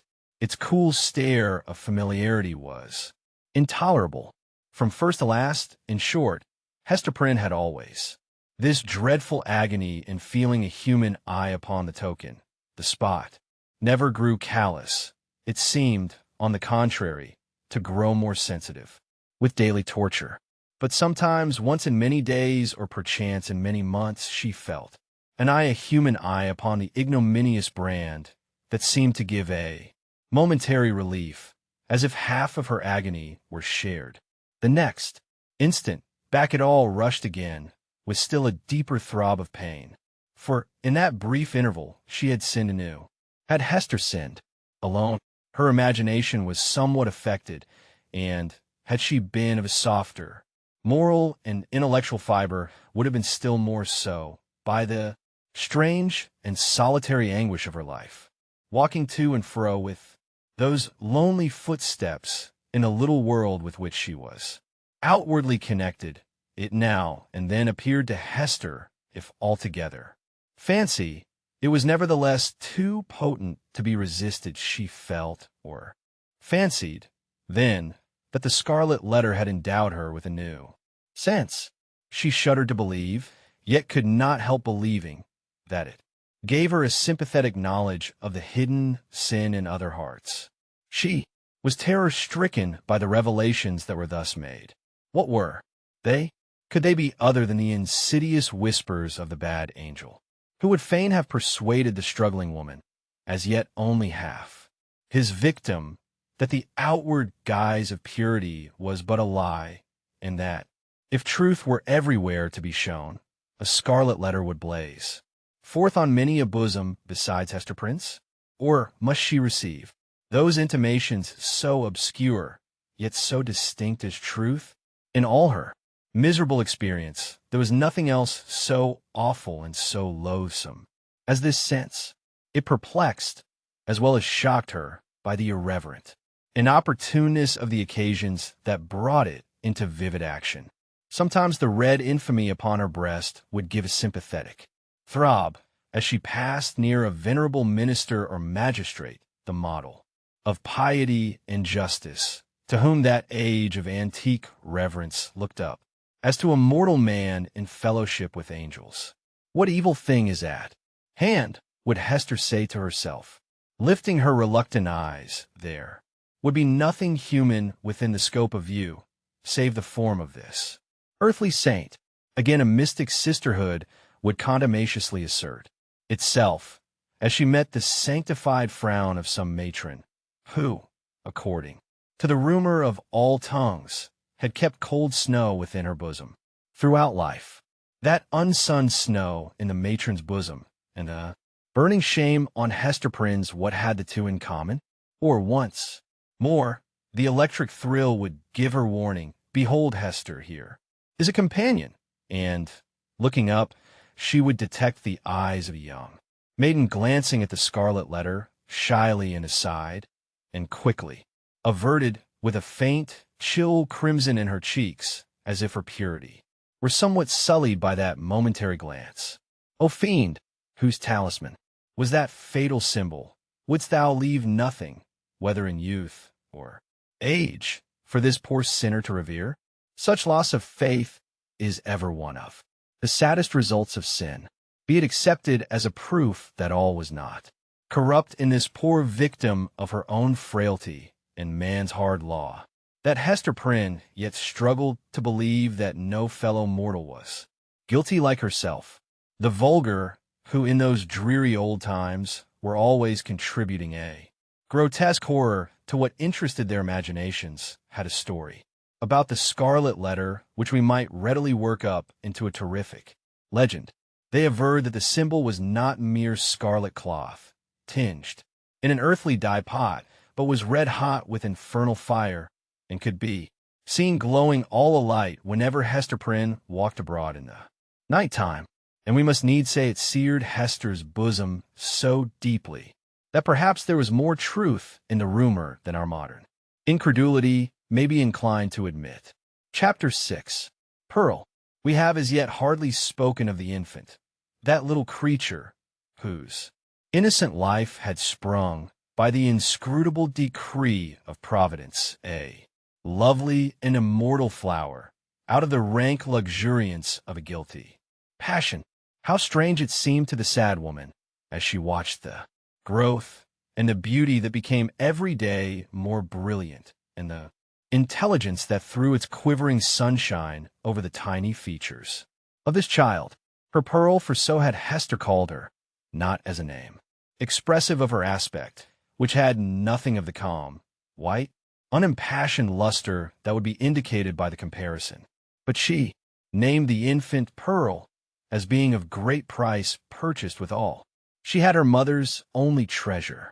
How strange, indeed, man had marked this woman's sin by a scarlet letter, which had such potent and disastrous efficacy that no human sympathy could reach her, save it were sinful like herself. God, as a direct consequence of the sin which man thus punished, had given her a lovely child whose place was on that same dishonored bosom, to connect her parent forever with the race and descent of mortals, and to be finally a blessed soul in heaven. Yet these thoughts affected Hester Prynne less with hope than apprehension. She knew that her deed had been evil. She could have no faith, therefore, that its result would be good. Day after day she looked fearfully into the child's expanding nature, ever dreading to detect some dark and wild peculiarity that should correspond with the guiltiness to which she owed her being. Certainly, there was no physical defect. By its perfect shape, its vigor, and its natural dexterity in the use of all its untried limbs, the infant was worthy to have been brought forth in Eden, worthy to have been left there to be the plaything of the angels after the world's first parents were driven out. The child had a native grace, which does not invariably coexist with faultless beauty. Its attire, however simple, always impressed the beholder as if it were the very garb that precisely became it best. But little Pearl was not clad in rustic weeds. Her mother, with a morbid purpose that may be better understood hereafter, had bought the richest tissues that could be procured, and allowed her imaginative faculty its full play in the arrangement and decoration of the dresses which the child wore before the public eye. So magnificent was the small figure when thus arrayed, and such was the splendor of Pearl's own proper beauty, shining through the gorgeous robes which might have extinguished a paler loveliness, that there was an absolute circle of radiance around her on the darksome cottage floor, and yet a russet gown torn and soiled with the child's rude play made a picture of her just as perfect. Pearl's aspect was imbued with a spell of infinite variety in this one child. There were many children, comprehending the full scope between the wildflower prettiness of a peasant baby and the pomp and little of an infant princess. Throughout all, however, there was a trait of passion, a certain depth of hue, which she never lost, and if in any of her changes she had grown fainter or paler, she would have ceased to be herself. It would have been no longer Pearl. This outward mutability indicated, and did not more than fairly express, the various properties of her inner life. Her nature appeared to possess depth, too, as well as variety, but or else Hester's fears deceived her. It lacked reference and adaptation to the world into which she was born. The child could not be made amenable to rules. In giving her existence, a great law had been broken, and the result was a being whose elements were perhaps beautiful and brilliant, but all in disorder, or with an order peculiar to themselves, amidst which the point of variety and arrangement was difficult or impossible to be discovered. Hester could only account for the child's character, and even then most vaguely and imperfectly, by recalling what she herself had been during that momentous period while Pearl was imbibing her soul from the spiritual world and her bodily frame from its material of earth. The mother's impassioned state had been the medium through which were transmitted to the unborn infant the rays of its moral life, and, however white and clear originally, they had taken the deep stains of crimson and gold, the fiery luster, the black shadow, and the untempered light of the intervening substance. Above all, the warfare of Hester's spirit at that epoch was perpetuated in Pearl.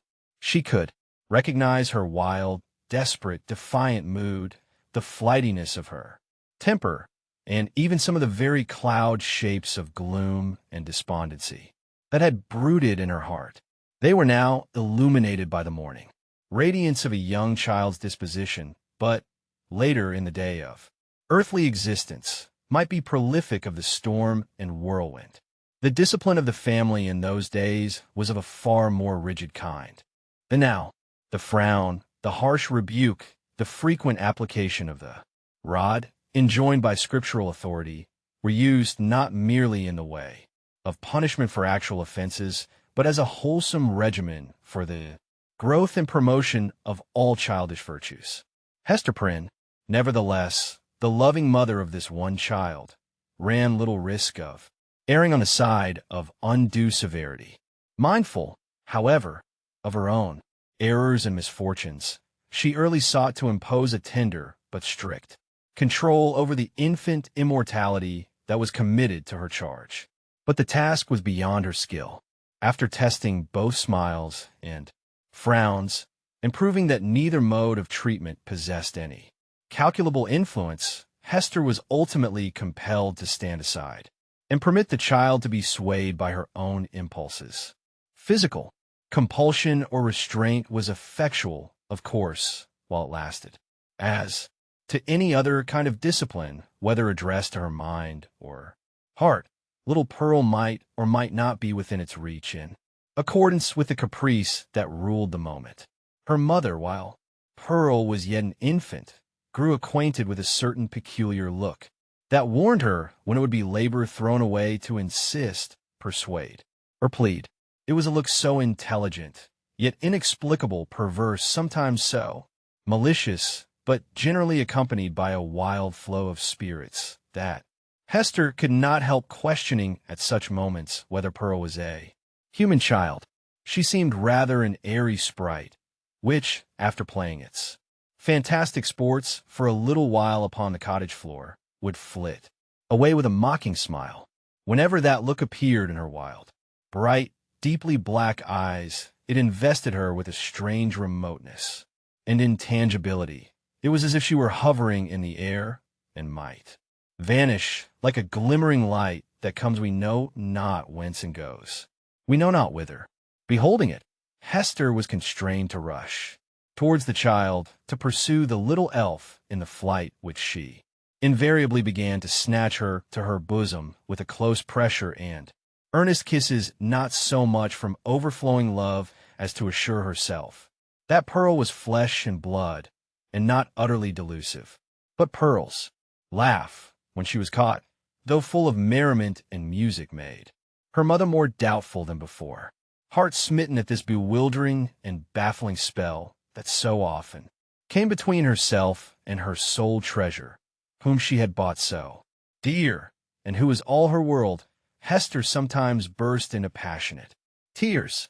Then, perhaps for there was no foreseeing how it might affect, her Pearl would frown and clench her little fist and harden her small features into a stern, unsympathizing look of discontent. Not seldom, she would laugh anew and louder than before, like a thing incapable and unintelligent of human sorrow. But this more rarely happened. She would be convulsed with rage of grief and sob out her love for her mother in broken words, and seem intent on proving that she had a heart by breaking it. Yet Hester was hardly safe in confiding herself to that gusty tenderness. It passed as suddenly as it came.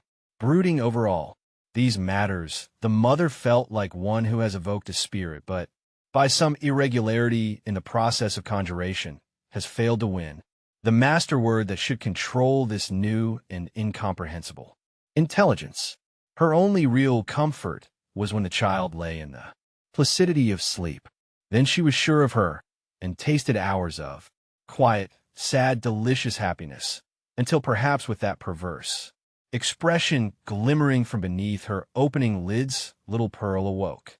How soon, with what strange rapidity, indeed, did Pearl arrive at an age that was capable of social intercourse beyond the mother's ever-ready smile and nonsense words. And then what a happiness would it have been could Hester Prynne have heard her clear, bird-like voice mingling with the uproar of other childish voices, and have distinguished and unraveled her own darling's tones amid all the entangled outcry of a group of sportive children. But this could never be. Pearl was a born outcast of the infantile world, an imp of evil, emblem and product of sin. She had no right among christened infants. Nothing was more remarkable than the instinct, as it seemed, with which the child comprehended her loneliness, the destiny that had drawn an inviolable circle round about her, the whole peculiarity, in short, of her position in respect to other children. Never since her release from prison had Hester met the public gaze without her. In all her walks about the town, Pearl, too, was there, first as the babe in arms, and afterwards as the little girl, small companion of her mother, holding a forefinger with her whole grasp, and tripping along at the rate of 3 or 4 footsteps to one of Hester's. She saw the children of the settlement on the grassy margin of the street, or at the domestic thresholds, disporting themselves in such grim fashions as the Puritanic nurture would permit, playing at going to church, perchance, or at scourging Quakers, or taking scalps in a sham fight with the Indians, or scaring one another with freaks of imitative witchcraft. Pearl saw and gazed intently, but never sought to make acquaintance. If spoken to, she would not speak again. If the children gathered about her, as they sometimes did, Pearl would grow positively terrible in her puny wrath, snatching up stones to fling at them with shrill, incoherent exclamations that made her mother tremble because they had so much the sound of a witch's anathemas in some unknown tongue. The truth was that the little Puritans, being of the most intolerant brood that ever lived, had got a vague idea of something outlandish, unearthly, or at variance with ordinary fashions in the mother and child, and therefore scorned them in their hearts, and not unfrequently reviled them with their tongues. Pearl felt the sentiment and requited it with the bitterest hatred that can be supposed to rankle in a childish bosom. These outbreaks of a fierce temper had a kind of value, and even comfort for the mother, because there was at least an intelligible earnestness in the mood, instead of the fitful caprice that so often thwarted her in the child's manifestations. It appalled her, nevertheless, to discern here, again, a shadowy reflection of the evil that had existed in herself. All this enmity and passion had Pearl inherited by inalienable right out of Hester's heart. Mother and daughter stood together in the same circle of seclusion from human society, and in the nature of the child seemed to be perpetuated those unquiet elements that had distracted Hester Prynne before Pearl's birth, but had since begun to be soothed away by the softening influences of maternity. At home, within and around her mother's cottage, Pearl wanted not a wide and various circle of acquaintance. The spell of life went forth from her ever-creative spirit and communicated itself to 1,000 objects as a torch kindles a flame wherever it may be applied. The unlikeliest materials, a stick, a bunch of rags, a flower, were the puppets of Pearl's witchcraft, and without undergoing any outward change, became spiritually adapted to whatever drama occupied the stage of her inner world. Her one baby voice served a multitude of imaginary personages, old and young, to talk withal. The pine trees, aged, black, and solemn, and flinging groans and other melancholy utterances on the breeze, needed little transformation to figure as Puritan elders. The ugliest weeds of the garden were their children, whom Pearl smote down and uprooted most unmercifully. It was wonderful the vast variety of forms into which she threw her intellect, with no continuity, indeed, but darting up and dancing, always in a state of preternatural activity, soon sinking down, as if exhausted by so rapid and feverish a tide of life, and succeeded by other shapes of a similar wild energy. It was like nothing so much as the phantasmagoric play of the northern lights. In the mere exercise of the fancy, however, in the sportiveness of a growing mind, there might be a little more than was observable in other children of bright faculties, except as Pearl, in the dearth of human playmates, was thrown more upon the visionary throng which she created. The singularity lay in the hostile feelings with which the child regarded all these offsprings of her own heart and mind. She never created a friend, but seemed always to be sowing broadcast the dragon's teeth, whence sprung a harvest of armed enemies, against whom she rushed to battle. It was inexpressibly sad then what depth of sorrow to a mother who felt in her own heart the cause to observe, in one so young, this constant recognition of an adverse world, and so fierce a training of the energies that were to make good her cause in the contest that must ensue. Gazing at Pearl, Hester Prynne often dropped her work upon her knees, and cried out with an agony which she would fain have hidden, but which made utterance for itself betwixt speech and a groan. O Father in heaven, if thou art still my Father, what is this being which I have brought into the world? And Pearl, overhearing the ejaculation, or aware, through some more subtle channel, of those throbs of anguish, would turn her vivid and beautiful little face upon her mother, smile with sprite-like intelligence, and resume her play. One peculiarity of the child's deportment remains yet to be told. The very first thing which she had noticed in her life was what? Not the mother's smile, responding to it as other babies do by that faint embryo smile of the little mouth, remembered so doubtfully afterwards, and with such fond discussion whether it were indeed a smile. By no means, but that first object of which Pearl seemed to become aware was, shall we say it, the scarlet letter on Hester's bosom.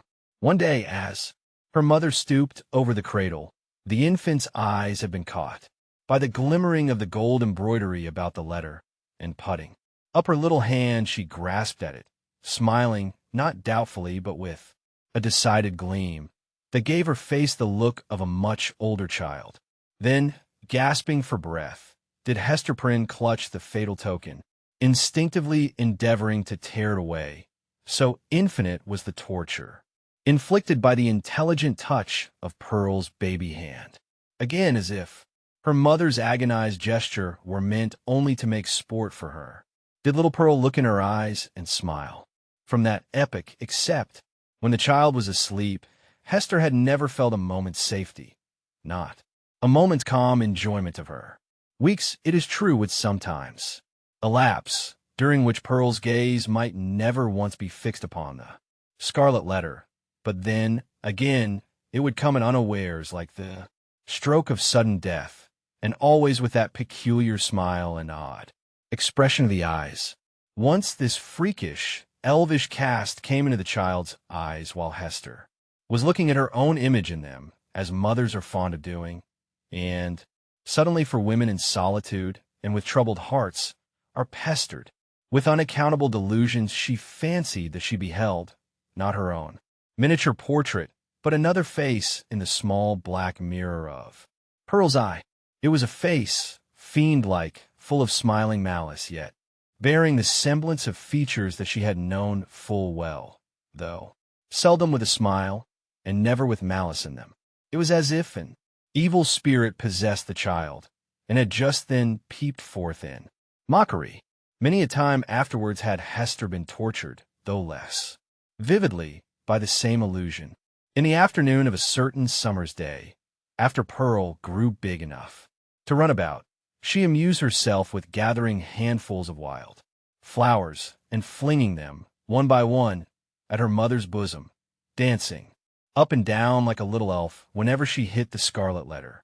Hester's first motion had been to cover her bosom with her clasped hands, but whether from pride or resignation, or feeling that her penance might best be wrought out by this unutterable pain, she resisted the impulse, and sat erect, pale as death, looking sadly into little Pearl's wild eyes.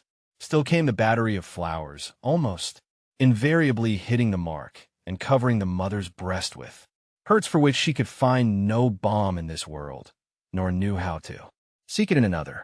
At last, her shot being all expended, the child stood still and gazed at Hester, with that little laughing image of a fiend peeping out, or, whether it peeped or no, her mother so imagined it from the unsearchable abyss of her black eyes. "Child, what art thou?" cried the mother. "Oh, I am your little Pearl," answered the child. But while she said it, Pearl laughed and began to dance up and down, with the humorsome gesticulation of a little imp, whose next freak might be to fly up the chimney. "Art thou my child, in very truth?" asked Hester, nor did she put the question altogether idly, but for the moment with a portion of genuine earnestness, for such was Pearl's wonderful intelligence, that her mother half doubted whether she were not acquainted with the secret spell of her existence, and might not now reveal herself. "Yes, I am little Pearl," repeated the child, continuing her antics. "Thou art not my child. Thou art no Pearl of mine," said the mother, half playfully, for it was often the case that a sportive impulse came over her in the midst of her deepest suffering. "Tell me then what thou art, and who sent thee hither?" "Tell me, mother," said the child, seriously, coming up to Hester and pressing herself close to her knees. "Do thou tell me." "Thy heavenly Father sent thee," answered Hester Prynne, but she said it with a hesitation that did not escape the acuteness of the child, whether moved only by her ordinary freakishness, or because an evil spirit prompted her. She put up her small forefinger and touched the scarlet letter. "He did not send me," cried she positively. "I have no heavenly Father." "Hush, Pearl, hush," "Thou must not talk so," answered the mother, suppressing a groan. "He sent us all into the world. He sent even me, thy mother, then much more thee, or if not, thou strange and elfish. Child, whence didst thou come? Tell me," repeated Pearl, no longer seriously but laughing, and capering about the floor. "It is thou that must tell me." But Hester could not resolve the query, being herself in a dismal labyrinth of doubt. She remembered betwixt a smile and a shudder the talk of the neighboring townspeople, who, seeking vainly elsewhere for the child's paternity and observing some of her odd attributes, had given out that poor little Pearl was a demon offspring, such as ever, since old Catholic times, had occasionally been seen on earth through the agency of their mother's sin, and to promote some foul and wicked purpose. Luther, according to the scandal of his monkish enemies, was a brat of that hellish breed, nor was Pearl the only child to whom this inauspicious origin was assigned among the New England Puritans. Chapter 7. The Governor's Hall. Hester Prynne went one day to the mansion of Governor Bellingham, with a pair of gloves which she had fringed and embroidered to his order, and which were to be worn on some great occasion of state. For though the chances of a popular election had caused this former ruler to descend a step or two from the highest rank, he still held an honorable and influential place among the colonial magistracy. Another and far more important reason than the delivery of a pair of embroidered gloves impelled Hester, at this time, to seek an interview with a personage of so much power and activity in the affairs of the settlement. It had reached her ears that there was a design on the part of some of the leading inhabitants, cherishing the more rigid order of principles in religion and government, to deprive her of her child, on the supposition that Pearl, as already hinted, was of demon origin. These good people not unreasonably argued that a Christian interest in the mother's soul required them to remove such a stumbling block from her path. If the child, on the other hand, were really capable of moral and religious growth and possessed the elements of ultimate salvation, then, surely, it would enjoy all the fairer prospect of these advantages by being transferred to wiser and better guardianship than Hester Prynne's. Among those who promoted the design, Governor Bellingham was said to be one of the most busy. It may appear singular, and, indeed, not a little ludicrous that an affair of this kind, which, in later days, would have been referred to no higher jurisdiction than that of the select men of the town, should then have been a question publicly discussed, and on which statesmen of eminence took sides. At that epoch of pristine simplicity, however, matters of even slighter public interest and of far less intrinsic weight than the welfare of Hester and her child were strangely mixed up with the deliberations of legislators and acts of state.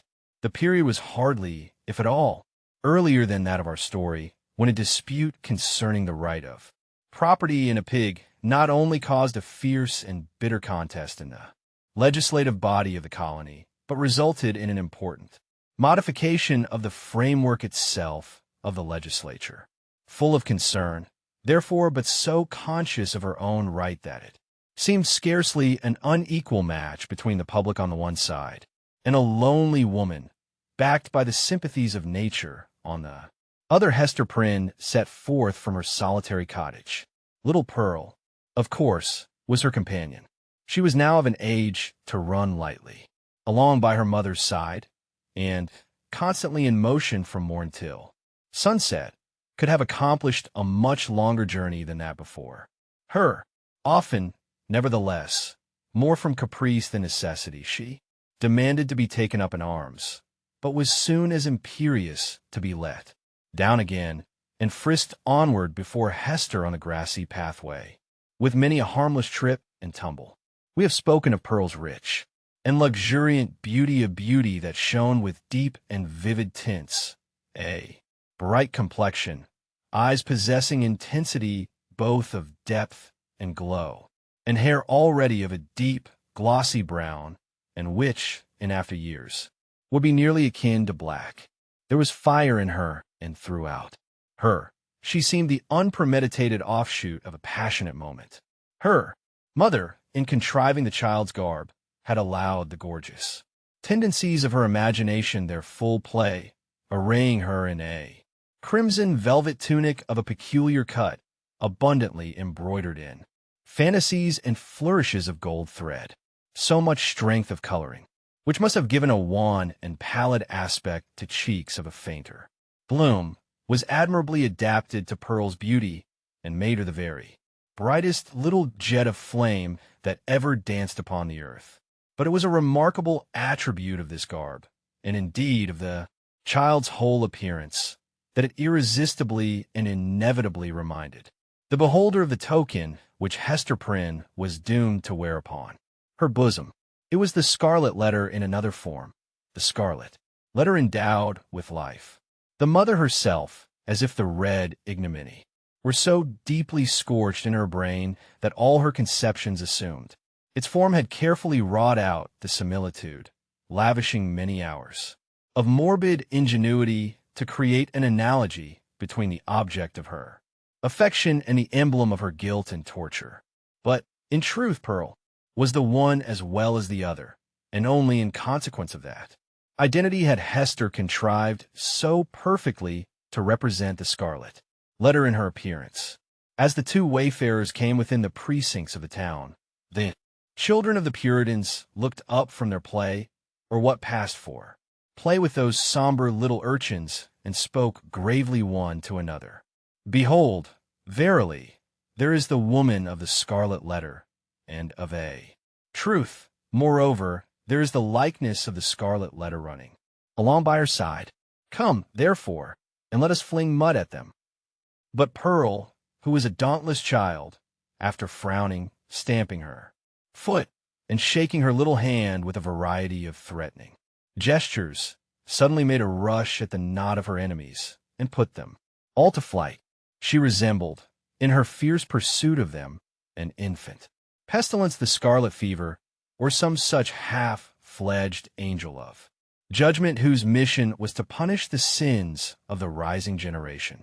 She screamed and shouted, too, with a terrific volume of sound, which, doubtless, caused the hearts of the fugitives to quake within them. The victory accomplished, Pearl returned quietly to her mother, and looked up, smiling into her face. Without further adventure, they reached the dwelling of Governor Bellingham. This was a large wooden house, built in a fashion of which there are specimens still extant in the streets of our older towns now, moss-grown, crumbling to decay, and melancholy at heart with the many sorrowful or joyful occurrences, remembered or forgotten, that have happened and passed away within their dusky chambers.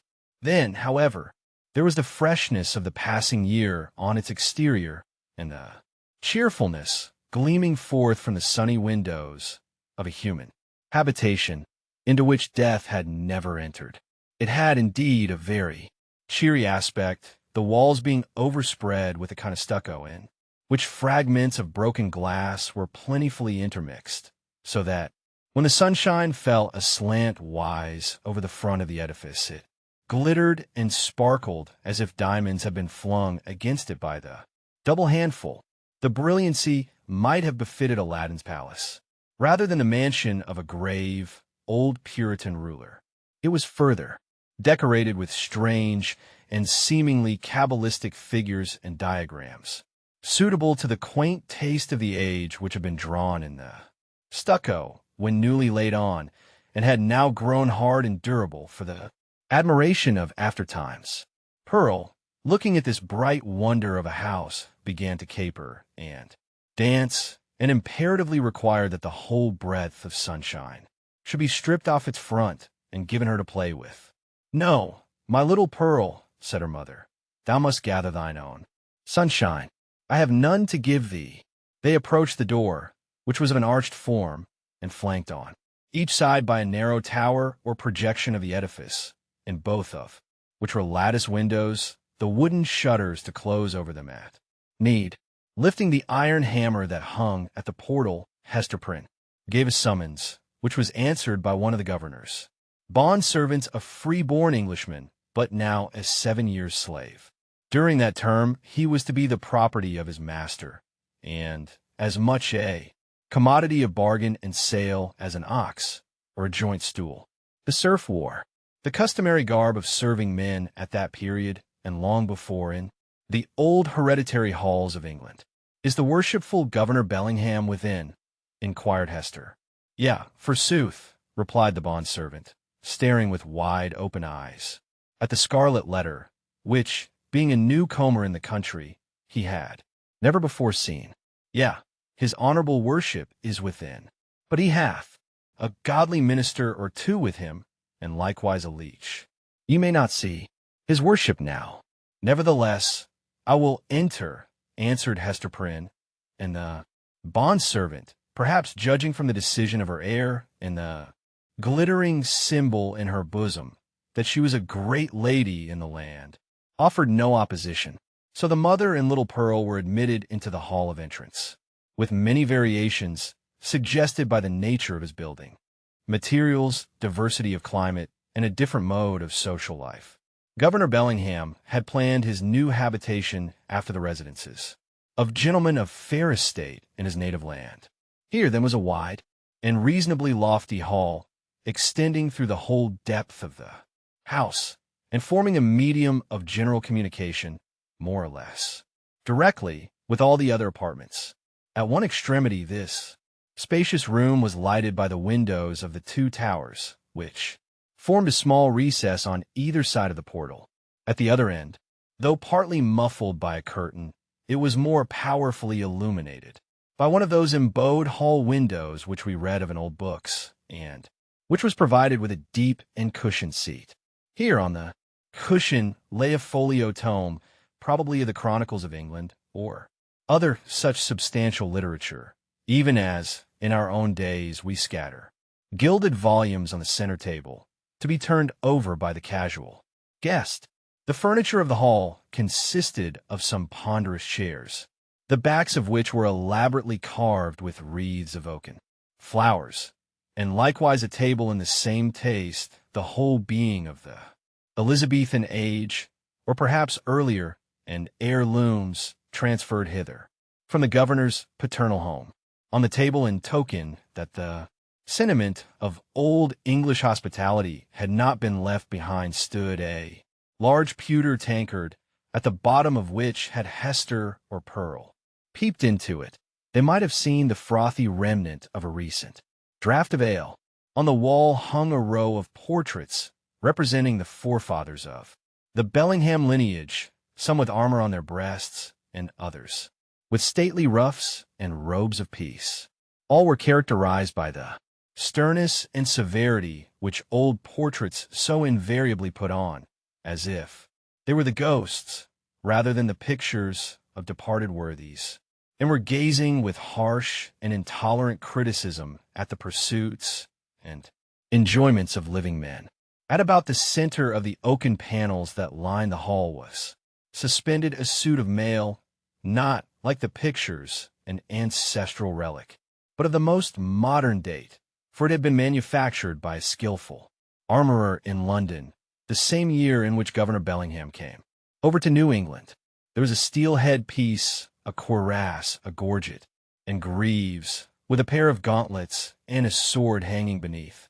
All, and especially the helmet and breastplate, so highly burnished as to glow with white radiance, and scatter an illumination everywhere about. Upon the floor, this bright panoply was not meant for mere idle show, but had been worn by the governor on many a solemn muster and training field, and had glittered, moreover, at the head of a regiment in the pique vulva, for, though bred a lawyer, and accustomed to speak of Bacon, Coke, Noy, and Finch as his professional associates, the exigencies of this new country had transformed Governor Bellingham into a soldier, as well as a statesman and ruler. Little Pearl, who was as greatly pleased with the gleaming armor as she had been with the glittering frontispiece of the house, spent some time looking into the polished mirror of the breastplate. "Mother," cried she, "I see you here. Look, look, Hester looked by way of humoring the child, and she saw that, owing to the peculiar effect of this convex mirror, the Scarlet Letter was represented in exaggerated and gigantic proportions, so as to be greatly the most prominent feature of her appearance. In truth, she seemed absolutely hidden behind it. Pearl pointed upwards also at a similar picture in the headpiece, smiling at her mother with the elfish intelligence that was so familiar in expression on her small physiognomy. That look of naughty merriment was likewise reflected in the mirror with so much breadth and intensity of effect that it made Hester Prynne feel as if it could not be the image of her own child, but of an imp who was seeking to mold itself into Pearl's shape. "Come along, Pearl," said she, drawing her away. "Come and look into this fair garden. It may be we shall see flowers there, more beautiful ones than we find in the woods." Pearl accordingly ran to the bow window at the further end of the hall and looked along the vista of a garden walk carpeted with closely shaven grass and bordered with some rude and immature attempt at shrubbery. But the proprietor appeared already to have relinquished as hopeless the effort to perpetuate on this side of the Atlantic in a hard soil and amid the close struggle for subsistence, the native English taste for ornamental gardening. Cabbages grew in plain sight, and a pumpkin vine, rooted at some distance, had run across the intervening space and deposited one of its gigantic products directly beneath the hall window, as if to warn the governor that this great lump of vegetable gold was as rich in ornament as New England earth would offer him. There were a few rose bushes, however, and a number of apple trees, probably the descendants of those planted by the Reverend Mr. Blackstone, the first settler of the peninsula, that half mythological personage who rides through our early annals, seated on the back of a bull. Pearl, seeing the rose bushes, began to cry for a red rose, and would not be pacified. "Hush, child, hush," said her mother, earnestly. "Do not cry, dear. Little Pearl, I hear voices in the garden. The governor is coming, and gentlemen along with him." In fact, adown the vista of the garden avenue, a number of persons were seen approaching towards the house. Pearl, in utter scorn of her mother's attempt to quiet her, gave an eldritch scream and then became silent, not from any notion of obedience, but because the quick and mobile curiosity of her disposition was excited by the appearance of those new personages. Chapter 8. The Elf Child and the Minister. Governor Bellingham, in a loose gown and easy cap such as elderly gentlemen loved to endue themselves with in their domestic privacy, walked foremost and appeared to be showing off his estate and expatiating on his projected improvements. The wide circumference of an elaborate ruff beneath his gray beard, in the antiquated fashion of King James's reign, caused his head to look not a little like that of John the Baptist in a charger. The impression made by his aspect, so rigid and severe and frostbitten with more than autumnal age, was hardly in keeping with the appliances of worldly enjoyment wherewith he had evidently done his utmost to surround himself. But it is an error to suppose that our great forefathers, though accustomed to speak and think of human existence as a state merely of trial and warfare, and, though unfeignedly prepared to sacrifice goods and life at the behest of duty, made it a matter of conscience to reject such means of comfort, or even luxury, as lay fairly within their grasp.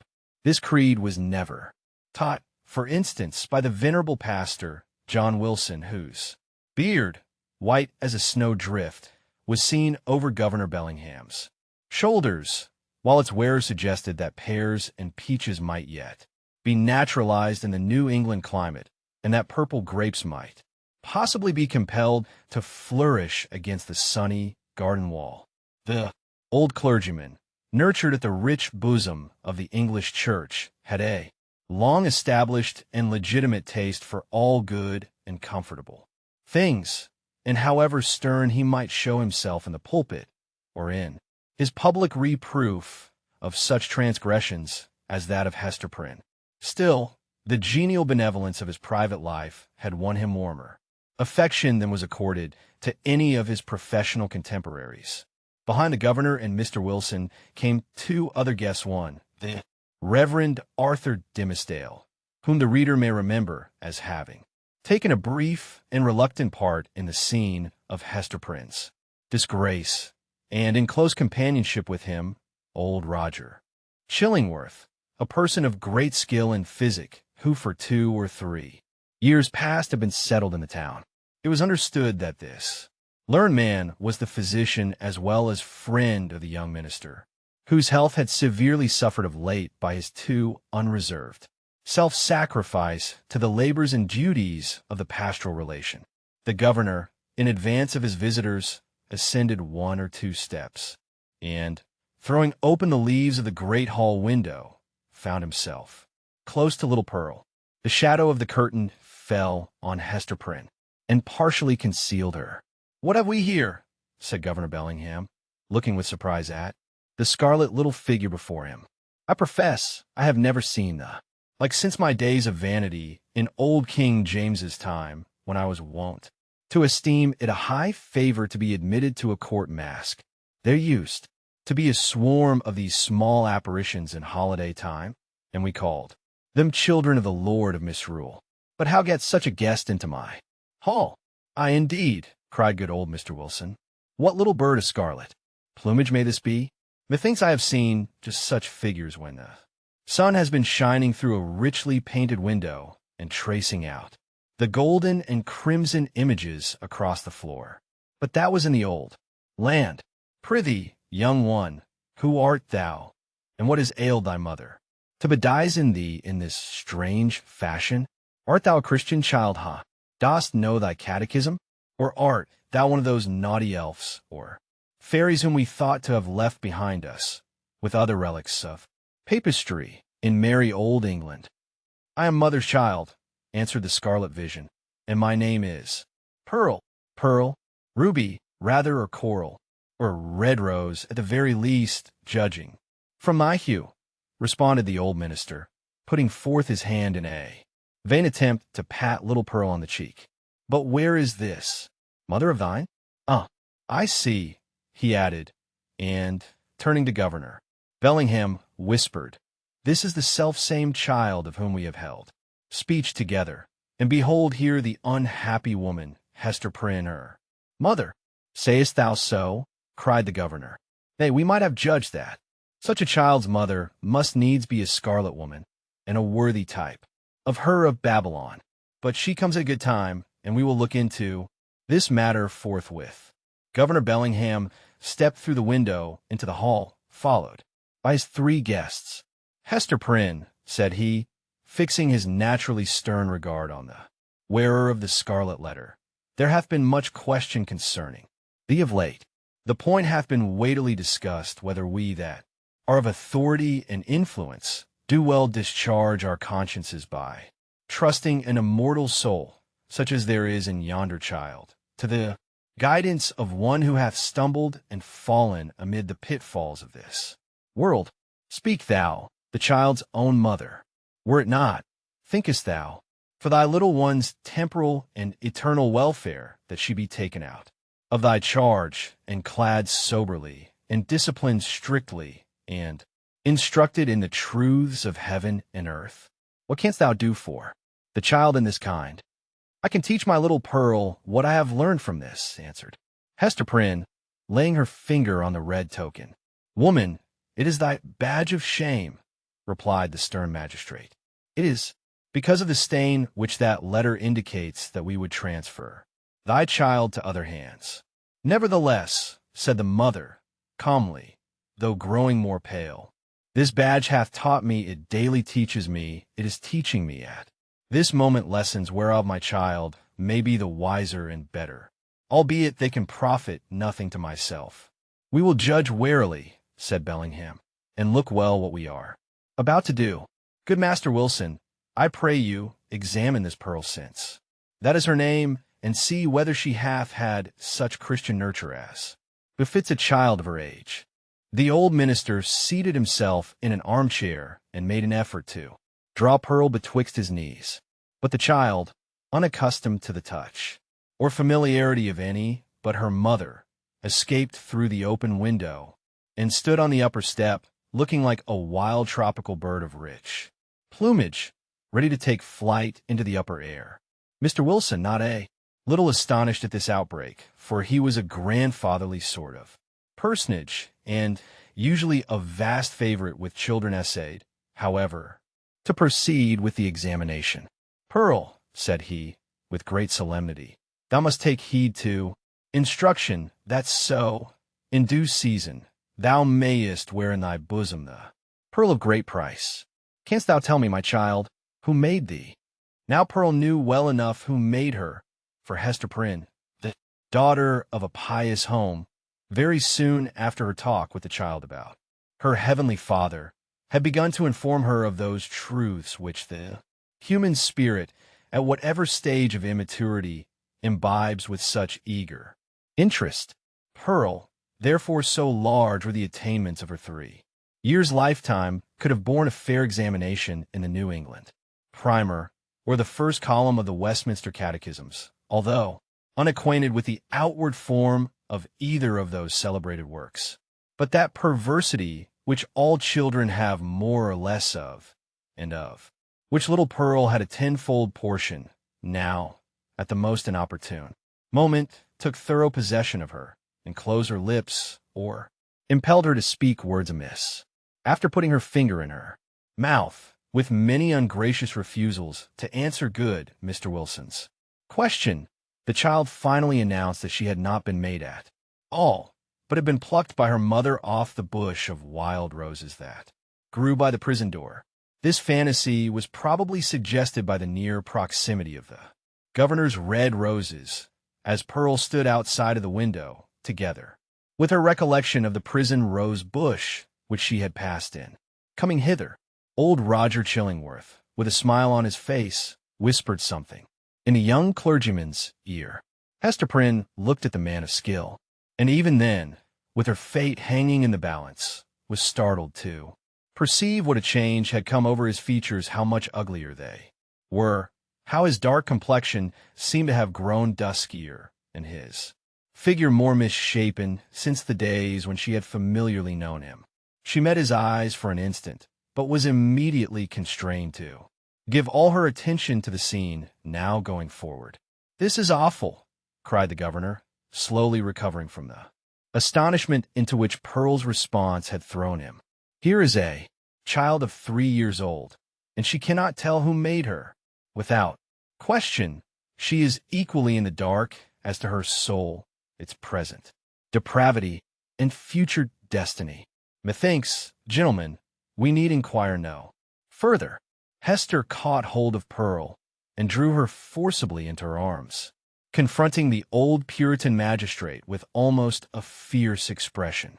Alone in the world, cast off by it, and with this sole treasure to keep her heart alive, she felt that she possessed indefeasible rights against the world, and was ready to defend them to the death. "God gave me the child," cried she. "He gave her in requital of all things else which he had taken from me. She is my happiness, she is my torture, none the less. Pearl keeps me here in life. Pearl punishes me, too. See ye not, she is the scarlet letter, only capable of being loved, and so endowed with a millionfold the power of retribution for my sin. You shall not take her. I will die first." "My poor woman," said the not unkind old minister, "the child shall be well cared for, far better than thou canst do for it." "God gave her into my keeping," repeated Hester Prynne, raising her voice almost to a shriek. "I will not give her up." And here, by a sudden impulse, she turned to the young clergyman, Mr. Dimmesdale, at whom, up to this moment, she had seemed hardly so much as once to direct her eyes. "Speak thou for me," cried she. "Thou wast my pastor, and hadst charge of my soul, and knowest me better than these men can. I will not lose the child. Speak for me. Thou knowest, for thou hast sympathies which these men lack. Thou knowest what is in my heart, and what are a mother's rights, and how much the stronger they are when That mother has but her child and the scarlet letter. Look thou to it. I will not lose the child. Look to it. At this wild and singular appeal, which indicated that Hester Prynne's situation had provoked her to little less than madness, the young minister at once came forward, pale, and holding his hand over his heart, as was his custom whenever his peculiarly nervous temperament was thrown into agitation. He looked now more careworn and emaciated than as we described him at the scene of Hester's public ignominy, and, whether it were his failing health, or whatever the cause might be, his large dark eyes had a world of pain in their troubled and melancholy depth. "There is truth in what she says," began the minister with a voice, sweet, tremulous, but powerful, insomuch that the hall re-echoed, and the hollow armor rang with it. "Truth in what Hester says, and in the feeling which inspires her. God gave her the child, and gave her, too, an instinctive knowledge of its nature and requirements, both seemingly so peculiar which no other mortal being can possess. And, moreover, is there not a quality of awful sacredness in the relation between this mother and this child?" "How is that, good Master Dimmesdale?" interrupted the governor. "Make that plain, I pray you." "It must be even so," resumed the minister. "For if we deem it otherwise, do we not thereby say that the Heavenly Father, the Creator of all flesh, hath lightly recognized a deed of sin, and made of no account the distinction between unhallowed lust and holy love? This child of its father's guilt and its mother's shame has come from the hand of God to work in many ways upon her heart, who pleads so earnestly and with such bitterness of spirit the right to keep her. It was meant for a blessing, for the one blessing of her life. It was meant, doubtless, the mother herself hath told us, for a retribution. 2. A torture to be felt at many an unthought-of moment, a pang, a sting, an ever-recurring agony, in the midst of a troubled joy. Hath she not expressed this thought in the garb of the poor child, so forcibly reminding us of that red symbol which sears her bosom? "Well said again," cried good Mr. Wilson. "I feared the woman had no better thought than to make a mountebank of her child." "Oh, not so, not so," continued Mr. Dimmesdale. "She recognizes, believe me, the solemn miracle which God hath wrought in the existence of that child, and may she feel, too, what methinks is the very truth, that this boon was meant, above all things else, to keep the mother's soul alive, and to preserve her from blacker depths of sin, into which Satan might else have sought to plunge her. Therefore it is good for this poor, sinful woman that she hath an infant immortality, a being capable of eternal joy or sorrow, confided to her care to be trained up by her to righteousness, to remind her at every moment of her fall, but yet to teach her, as if it were by the Creator's sacred pledge, that if she bring the child to heaven, the child also will bring its parents thither. Herein is the sinful mother happier than the sinful father. For Hester Prynne's sake, then, and no less for the poor child Sake, let us leave them as Providence hath seen fit to place them. "You speak, my friend, with a strange earnestness," said old Roger Chillingworth, smiling at him. "And there's a weighty import in what my young brother hath spoken," added the Reverend Mr. Wilson. "What say you, worshipful Master Bellingham? Hath he not pleaded well for the poor woman?" "Indeed hath he," answered the magistrate, "and hath adduced such arguments that we will even leave the matter as it now stands, so long, at least, as there shall be no further scandal in the woman. Care must be had nevertheless to put the child to due and stated examination in the catechism at thy hands or Master Dimmesdale's. Moreover, at a proper season, the tithing men must take heed that she go both to school and to meeting."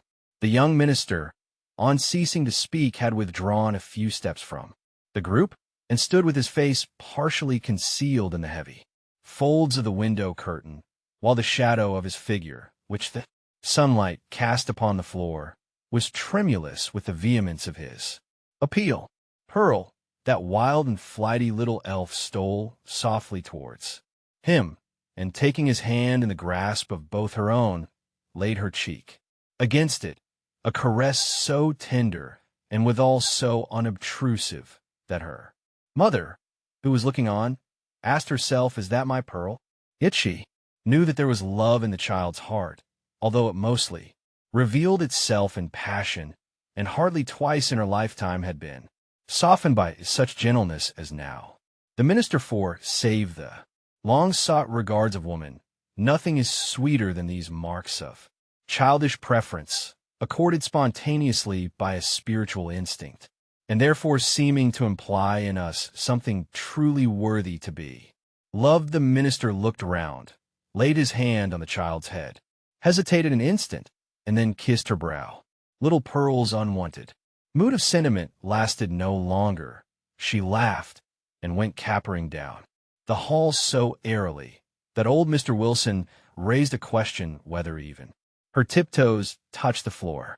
"The little baggage hath witchcraft in her, I profess," said he to Mr. Dimmesdale. "She needs no old woman's broomstick to fly withal." "A strange child," remarked old Roger Chillingworth. "It is easy to see the mother's part in her. Would it be beyond a philosopher's research, think ye, gentlemen, to analyze that child's nature, and from it make a mold, to give a shrewd guess at the father?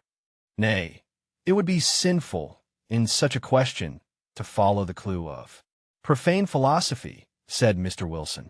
"Better to fast and pray upon it, and still better, it may be, to leave the mystery as we find it, unless Providence reveal it of its own accord. Thereby, every good Christian man hath a title to show a father's kindness towards the poor, deserted babe." The affair being so satisfactorily concluded, Hester Prynne with Pearl departed from the house. As they descended the steps, it is averred that the lattice of a chamber window was thrown open, and forth into the sunny day was thrust the face of Mistress Hibbins, Governor Bellingham's bitter-tempered sister, and the same who, a few years later, was executed as a witch. "Hist, hist," said she, while her ill-omened physiognomy seemed to cast a shadow over the cheerful newness of the house. "Wilt thou go with us tonight? There will be a merry company in the forest, and I well nigh promised the black man that comely Hester Prynne should make one. Make my excuse to him, so please you," answered Hester with a triumphant smile. "I must tarry at home and keep watch over my little Pearl. Had they taken her from me, I would willingly have gone with thee into the forest, and sign my name in the black man's book too, and that with mine own blood." "We shall have thee there anon," said the witch lady, frowning as she drew back her head. But here, if we suppose this interview betwixt Mistress Hibbins and Hester Prynne to be authentic and not a parable, was already in illustration of the young minister's argument against sundering the relation of a fallen mother to the offspring of her frailty. Even thus, early had the child saved her from Satan's snare. Chapter 9. The Leech. Under the appellation of Roger Chillingworth, the reader will remember, was hidden another name, which its former wearer had resolved should never more be spoken. It has been related how, in the crowd that witnessed Hester Prynne's ignominious exposure, stood a man elderly, travel-worn, who, just emerging from the perilous wilderness, beheld the woman in whom he hoped to find embodied the warmth and cheerfulness of home, set up as a type of sin before the people. Her matronly fame was trodden under all men's feet. Infamy was babbling around her in the public marketplace. For her kindred, should the tidings ever reach them, and for the companions of her unspotted life, there remained nothing but the contagion of her dishonor, which would not fail to be distributed in strict accordance and proportion with the intimacy and sacredness of their previous relationship. Then why since? The choice was with himself, should the individual whose connection with the fallen woman had been the most intimate and sacred of them all come forward to vindicate his claim to an inheritance so little desirable? He resolved not to be pilloried beside her on her pedestal.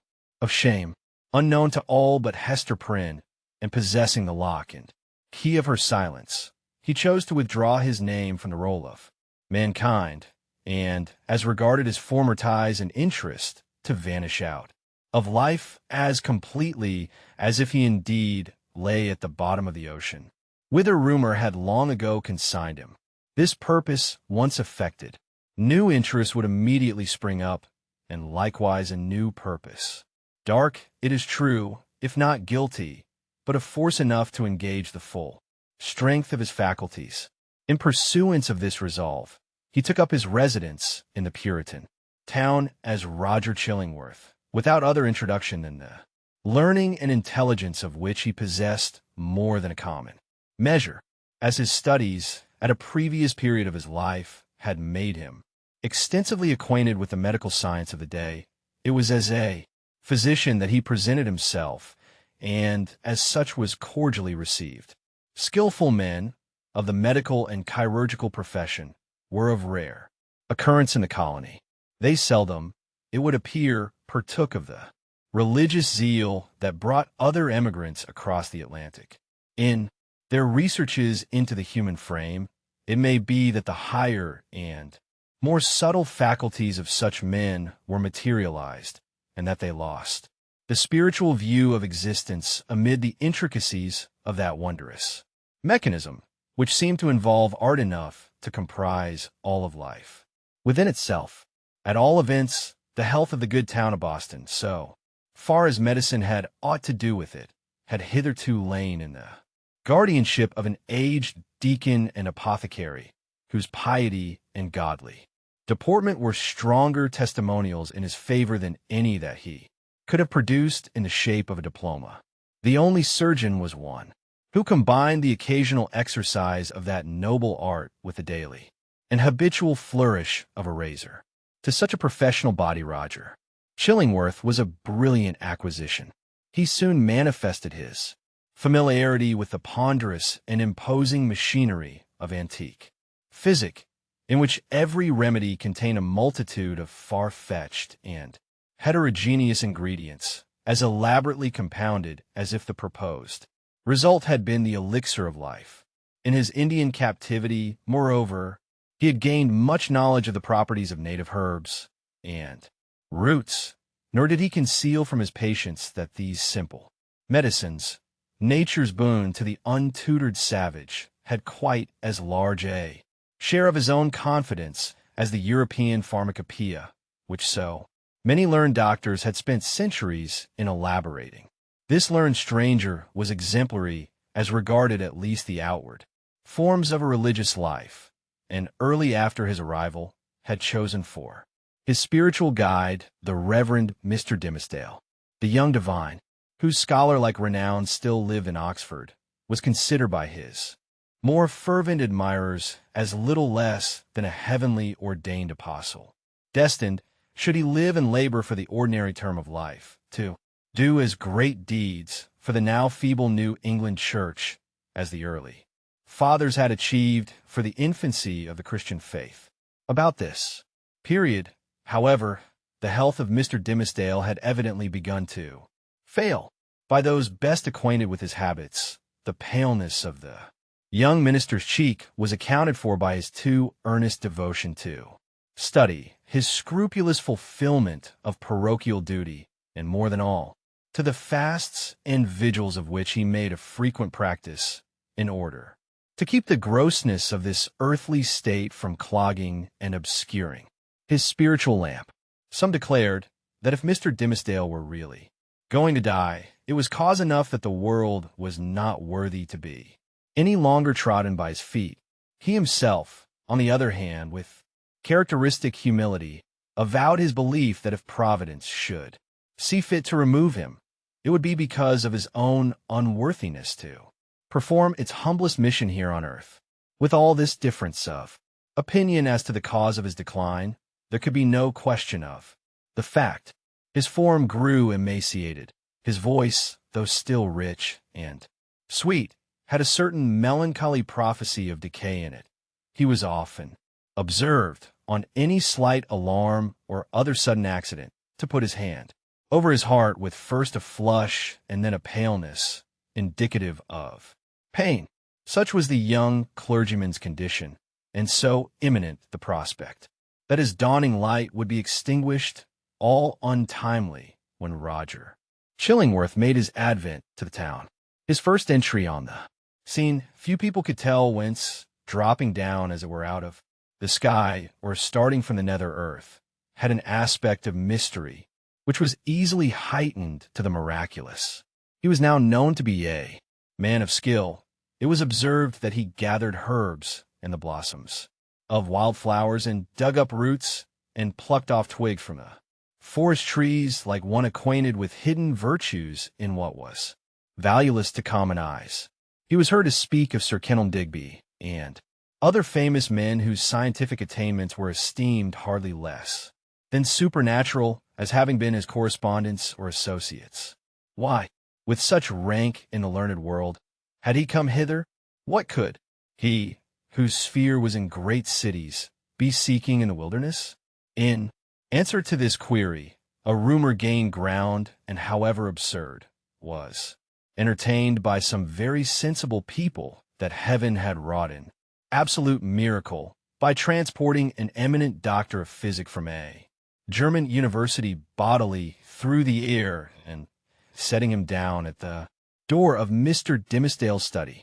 Individuals of wiser faith, indeed, who knew that heaven promotes its purposes without aiming at the stage effect of what is called miraculous interposition, were inclined to see a providential hand in Roger Chillingworth's so opportune arrival.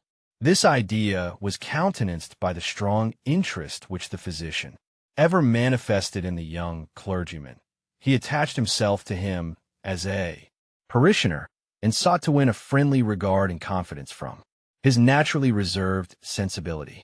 He expressed great alarm at his pastor's state of health, but was anxious to attempt the cure, and if early undertaken, seemed not despondent of a favorable result.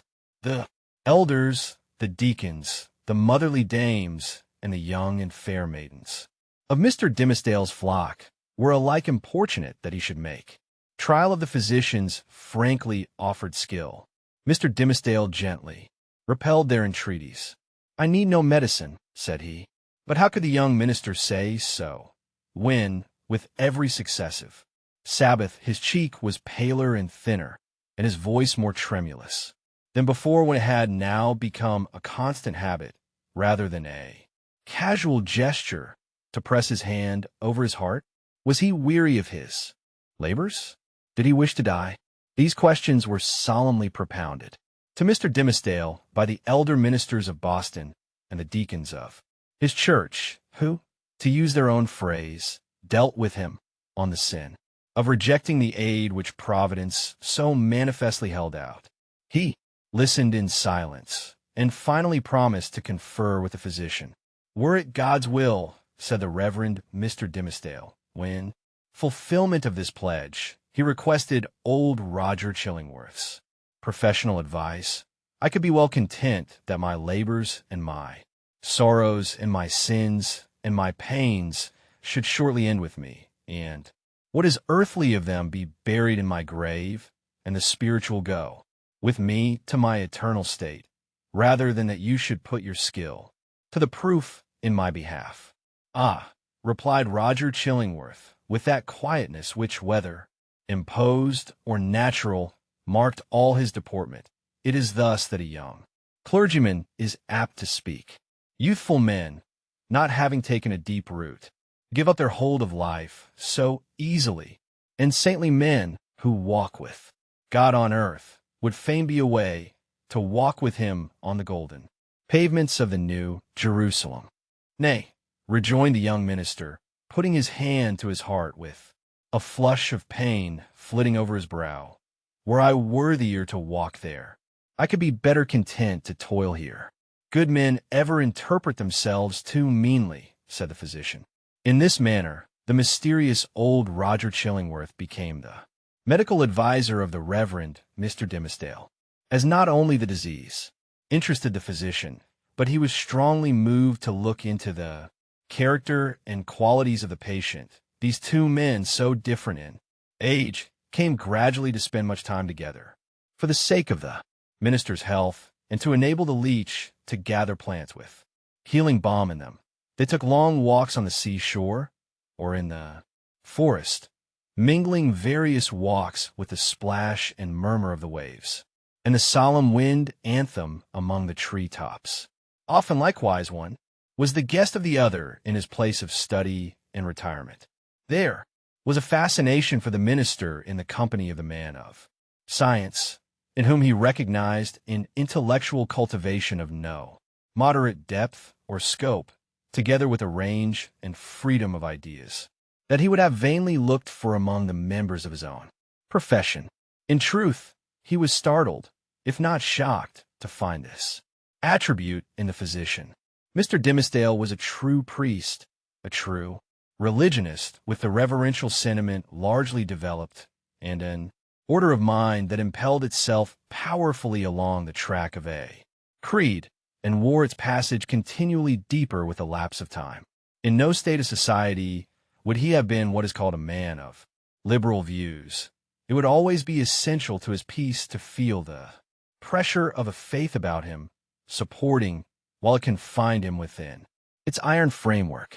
Not the less, however, though with a tremulous enjoyment, did he feel the occasional relief of looking at the universe through the medium of another kind of intellect than those with which he habitually held converse. It was as if a window were thrown open, admitting a freer atmosphere into the close and stifled study, where his life was wasting itself away amid lamplight or obstructed day beams and the musty fragrance, be it sensual or moral, that exhales from books. But the air was too fresh and chill to be long breathed with comfort. So the minister, and the physician with him, withdrew again within the limits of what their church defined as orthodox. Thus Roger Chillingworth scrutinized his patient carefully, both as he saw him in his ordinary life, keeping an accustomed pathway in the range of thoughts familiar to him, and as he appeared when thrown amidst other moral scenery, the novelty of which might call out something new to the surface of his character. He deemed it essential, it would seem, to know the man before attempting to do him good. Wherever there is a heart and an intellect, the diseases of the physical frame are tinged with the peculiarities of these. In Arthur Dimmesdale, thought and imagination were so active and sensibility so intense that the bodily infirmity would be likely to have its groundwork there. So Roger Chillingworth, the man of skill, the kind and friendly physician, strove to go deep into his patient's bosom, delving among his principles, prying into his recollections, and probing everything with a cautious touch, like a treasure seeker in a dark cavern. Few secrets can escape an investigator who has opportunity and license to undertake such a quest and skill to follow it up. A man burdened with a secret should especially avoid the intimacy of his physician, if the latter possess native sagacity and a nameless something more, let us call it intuition, if he show no intrusive egotism, nor disagreeable prominent characteristics of his own, if he have the power, which must be born with him, to bring his mind into such affinity with his patients, that this last shall unawares have spoken what he imagines himself only to have thought, if such revelations be received without tumult and acknowledged not so often by an uttered sympathy as by silence, an inarticulate breath, and here and there a word to indicate that all is understood, if to these qualifications of a confidant be joined the advantages afforded by his recognized character as a physician, then, at some inevitable moment, will the soul of the sufferer be dissolved and flow forth in a dark but transparent stream, bringing all its mysteries into the daylight. Roger Chillingworth possessed all, or most, of the attributes above enumerated. Nevertheless, time went on. A kind of intimacy as we have said, grew up between these two cultivated minds, which had as wide a field as the whole sphere of human thought and study to meet upon. They discussed every topic of ethics and religion, of public affairs, and private character. They talked much on both sides of matters that seemed personal to themselves, and yet no secret, such as the physician fancied must exist there, ever stole out of the minister's consciousness into his companion's ear. The latter had his suspicions, indeed, that even the nature of Mr. Dimmesdale's bodily disease had never fairly been revealed to him. It was a strange reserve. After a time, at a hint from Roger Chillingworth, the friends of Mr. Dimmesdale effected an arrangement by which the two were lodged in the same house, so that every ebb and flow of the minister's life tide might pass under the eye of his anxious and attached physician. There was much joy throughout the town when this greatly desirable object was attained. It was held to be the best possible measure for the young clergyman's welfare, unless, indeed, as often urged by such as felt authorized to do so, he had selected some one of the many blooming damsels spiritually devoted to him to become his devoted wife. This latter step, however, there was no present prospect that Arthur Dimmesdale would be prevailed upon to take. He rejected all suggestions of the kind, as if priestly celibacy were one of his articles of church discipline, doomed by his own choice, therefore, as Mr. Dimmesdale so evidently was, to eat his unsavory morsel always at another's board, and endure the lifelong chill which must be his lot who seeks to warm himself only at another's fireside. It truly seemed that this sagacious, experienced, benevolent old physician, with his concord of paternal and reverential love for the young pastor, was the very man of all mankind to be constantly within reach of his voice. The new abode of the two friends was with a pious widow of good social rank, who dwelled in a house covering pretty nearly the site on which the venerable structure of King's Chapel has since been built. It had the graveyard, originally Isaac Johnson's home field, on one side, and so was well adapted to call up serious reflections suited to their respective employments in both minister and man of physic. The motherly care of the good widow assigned to Mr. Dimmesdale a front apartment with a sunny exposure and heavy window curtains to create a noontide shadow when desirable. The walls were hung round with tapestry, said to be from the Gobelin looms, and, at all events, representing the scriptural story of David and Bathsheba and Nathan, the prophet, in colors still unfaded, but which made the fair woman of the scene almost as grimly picturesque as the woe-denouncing seer. Here, the pale clergyman piled up his library, rich with parchment-bound folios of the Fathers, and the lore of rabbis and monkish erudition, of which the Protestant divines, even while they vilified and decried that class of writers, were yet constrained often to avail themselves. On the other side of the house, old Roger Chillingworth arranged his study and laboratory, not such as a modern man of science would reckon, even tolerably complete, but provided with a distilling apparatus and the means of compounding drugs and chemicals, which the practiced alchemist knew well how to turn a purpose. With such commodiousness of situation, these two learned persons sat themselves down, each in his own domain, yet familiarly passing from one apartment to the other, and bestowing a mutual and not incurious inspection into one another's business. And the Reverend Arthur Dimmesdale's best discerning friends, as we have intimated, very reasonably imagined that the hand of Providence had done all this for the purpose besought in so many public and domestic and secret prayers of restoring the young minister to health. But it must now be said, another portion of the community had latterly begun to take its own view of the relation betwixt Mr. Dimmesdale and the mysterious old physician. When an uninstructed multitude attempts to see with its eyes, is exceedingly apt to be deceived. When However, it forms its judgment, as it usually does, on the intuitions of its great and warm heart. The conclusions thus attained are often so profound and so unerring as to possess the character of truth. Supernaturally revealed.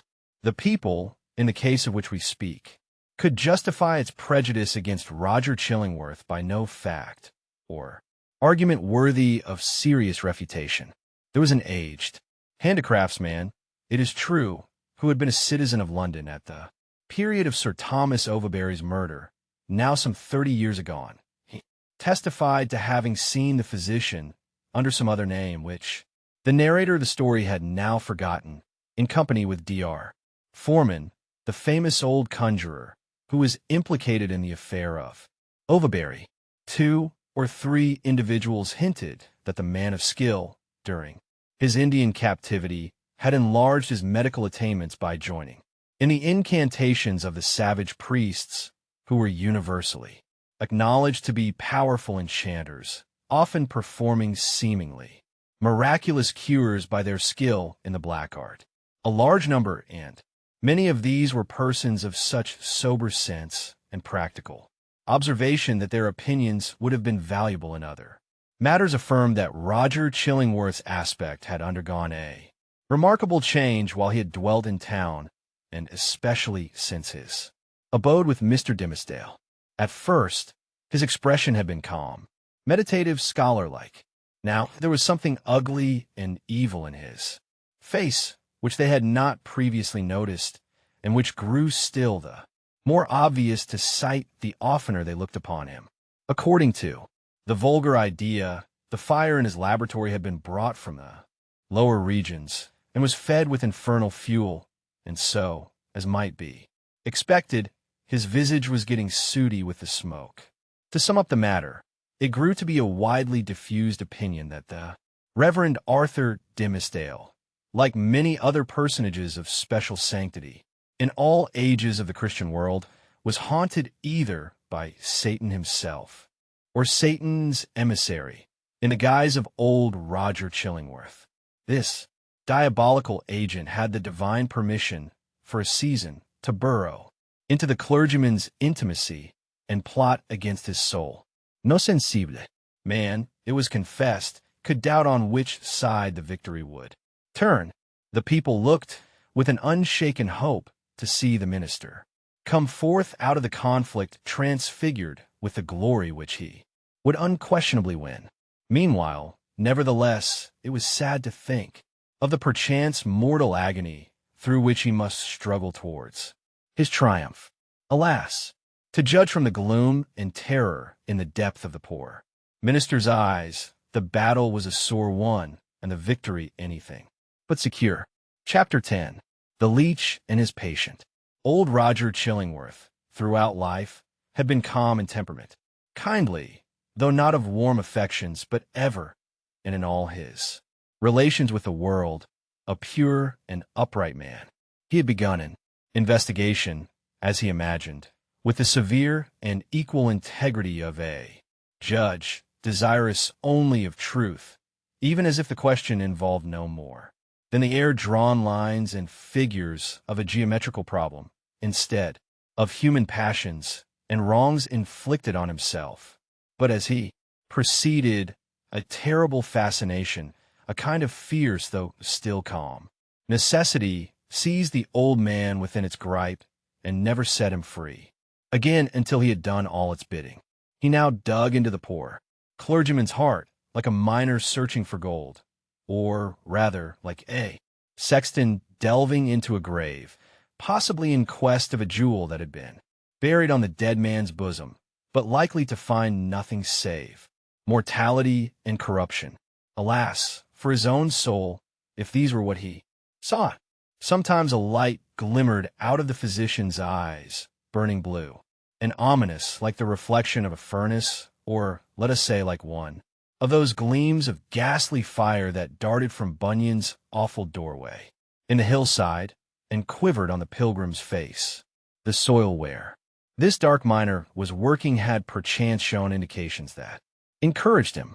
This man, said he, at one such moment, to himself, pure as they deem him, all spiritual as he seems hath inherited a strong animal nature from his father or his mother. Let us dig a little further in the direction of this vein. Then, after long search into the minister's dim interior and turning over many precious materials in the shape of high aspirations for the welfare of his race, warm love of souls, pure sentiments, natural piety, strengthened by thought and study, and illuminated by revelation, all of which invaluable gold was perhaps no better than rubbish to the seeker, he would turn back, discouraged, and begin his quest towards another point. He groped along as stealthily, with as cautious a tread, and as wary an outlook as a thief entering a chamber, where a man lies only half asleep, or it may be broad awake with purpose to steal the very treasure which this man guards as the apple of his eye. In spite of his premeditated carefulness, the floor would now and then creak, his garments would rustle, the shadow of his presence in a forbidden proximity would be thrown across his victim. In other words, Mr. Dimmesdale, whose sensibility of nerve often produced the effect of spiritual intuition, would become vaguely aware that something inimical to his peace had thrust itself into relation with him. But old Roger Chillingworth, too, had perceptions that were almost intuitive, and when the minister threw his startled eyes towards him, there the physician sat, his kind, watchful, sympathizing, but never intrusive friend. Yet Mr. Dimmesdale would perhaps have seen this individual's character more perfectly if a certain morbidness to which sick hearts are liable had not rendered him suspicious of all mankind. Trusting no man as his friend, he could not recognize his enemy when the latter actually appeared. He therefore still kept up a familiar intercourse with him, daily receiving the old physician in his study or visiting the laboratory, and for recreation's sake, watching the processes by which weeds were converted into drugs of potency. One day, leaning his forehead on his hand and his elbow on the sill of the open window that looked towards a graveyard, he talked with Roger Chillingworth while the old man was examining a bundle of unsightly plants. Where, asked he, with a look askance at them, for it was the clergyman's peculiarity that he seldom, nowadays, looked straight forth at any object, whether human or inanimate. Where, my kind doctor, did you gather those herbs with such a dark, flabby leaf? Even in the graveyard here at hand, answered the physician, continuing his employment. They're new to me. I found them growing on a grave which bore no tombstone, no other memorial of the dead man, save these ugly weeds that have taken upon themselves to keep him in remembrance. They grew out of his heart and typify, it may be, some hideous secret that was buried with him, and which he had done better to confess during his lifetime. Perchance, said Mr. Dimmesdale, he earnestly desired it, but could not. And wherefore? Rejoined the physician. Wherefore not, since all the powers of nature call so earnestly for the confession of sin, that these black weeds have sprung up out of a buried heart to make manifest an outspoken crime. That, good sir, is but a fantasy of yours, replied the minister. There can be, if I forbode aright, no power short of the divine mercy to disclose, whether by uttered words or by type or emblem, the secrets that may be buried in the human heart. The heart, making itself guilty of such secrets, must perforce hold them until the day when all hidden things shall be revealed. Nor have I so read or interpreted Holy Writ as to understand that the disclosure of human thoughts and deeds, then to be made, is intended as a part of the retribution. That, surely, were a shallow view of it. No, these revelations, unless I greatly err, are meant merely to promote the intellectual satisfaction of all intelligent beings who will stand waiting on that day to see the dark problem of this life made plain. A knowledge of men's hearts will be needful to the completest solution of that problem.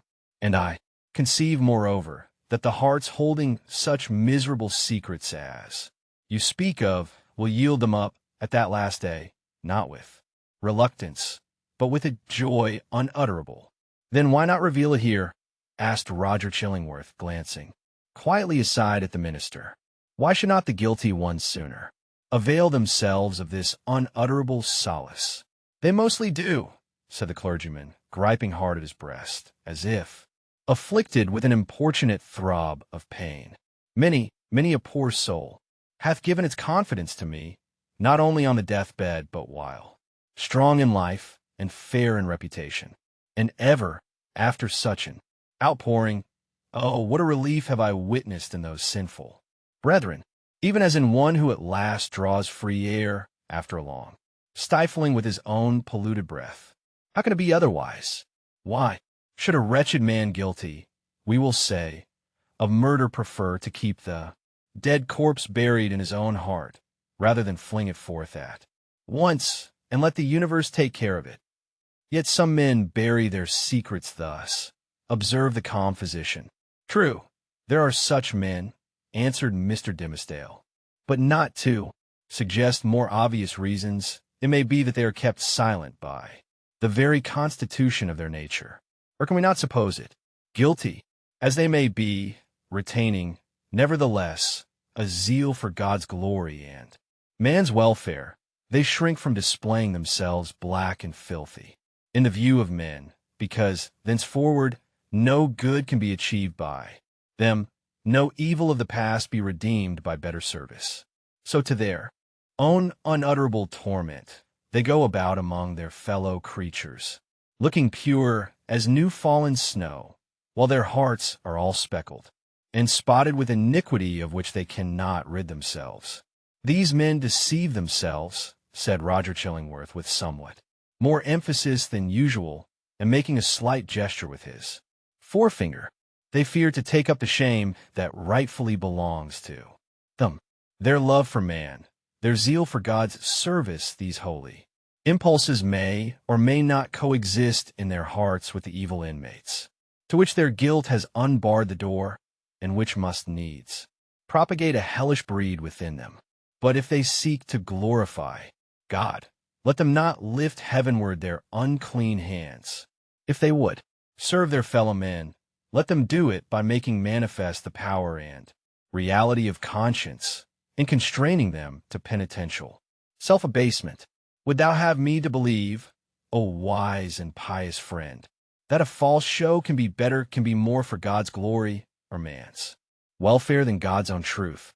Trust me, such men deceive themselves. It may be so, said the young clergyman, indifferently, as waiving a discussion that he considered irrelevant or unseasonable. He had a ready faculty, indeed, of escaping from any topic that agitated his too sensitive and nervous temperament. But now I would ask of my well-skilled physician whether, in good sooth, he deems me to have profited by his kindly care of this weak frame of mine.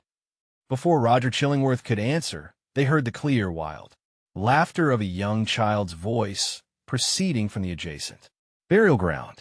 Looking instinctively from the open window, for it was summertime, the minister beheld Hester Prynne and little Pearl passing along the footpath that traversed the enclosure. Pearl looked as beautiful as the day, but was in one of those moods of perverse merriment which, whenever they occurred, seemed to remove her entirely out of the sphere of sympathy or human contact.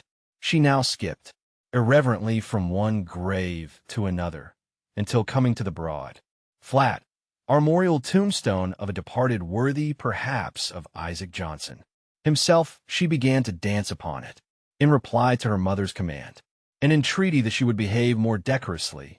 Little Pearl paused to gather the prickly burrs from a tall burdock which grew beside the tomb. Taking a handful of these, she arranged them along the lines of the scarlet letter that decorated the maternal bosom, to which the burrs, as their nature was, tenaciously adhered. Hester did not pluck them off. Roger Chillingworth had by this time approached the window and smiled grimly down. There is no law, nor reverence for authority, no regard for human ordinances or opinions, right or wrong, mixed up with that child's composition, remarked he, as much to himself as to his companion. I saw her the other day bespatter the governor himself with water at the cattle trough in Spring Lane. What in heaven's name is she? Is the imp altogether evil? Hath she affections? Hath she any discoverable principle of being? None, save the freedom of a broken law, answered Mr. Dimmesdale in a quiet way, as if he had been discussing the point within himself. Whether capable of good, I know not.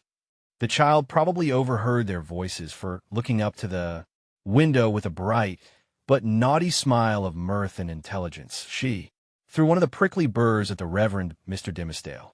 The sensitive clergyman shrank with nervous dread from the light missile. Detecting his emotion, Pearl clapped her little hands in the most extravagant ecstasy. Hester Prynne, likewise, had involuntarily looked up, and all these four persons, old and young, regarded one another in silence, till the child laughed aloud and shouted, "Come away, mother, come away, or yonder old black man will catch you. He hath got hold of the minister already. Come away, mother, or he will catch you." But he cannot catch little Pearl.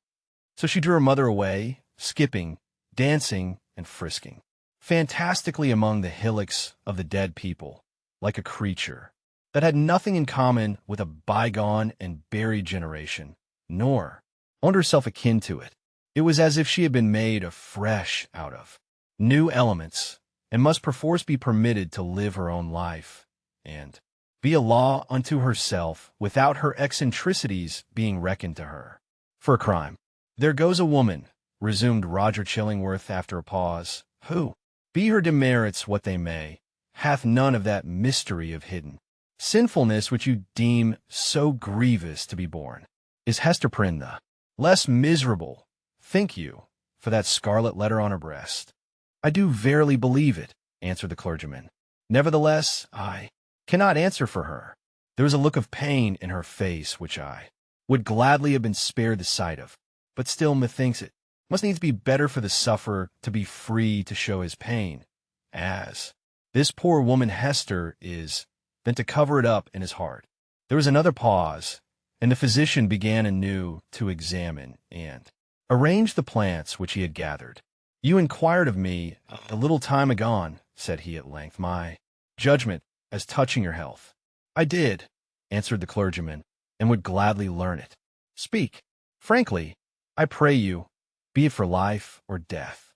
"Freely then, and plainly," said the physician, still busy with his plants, but keeping a wary eye on Mr. Dimmesdale.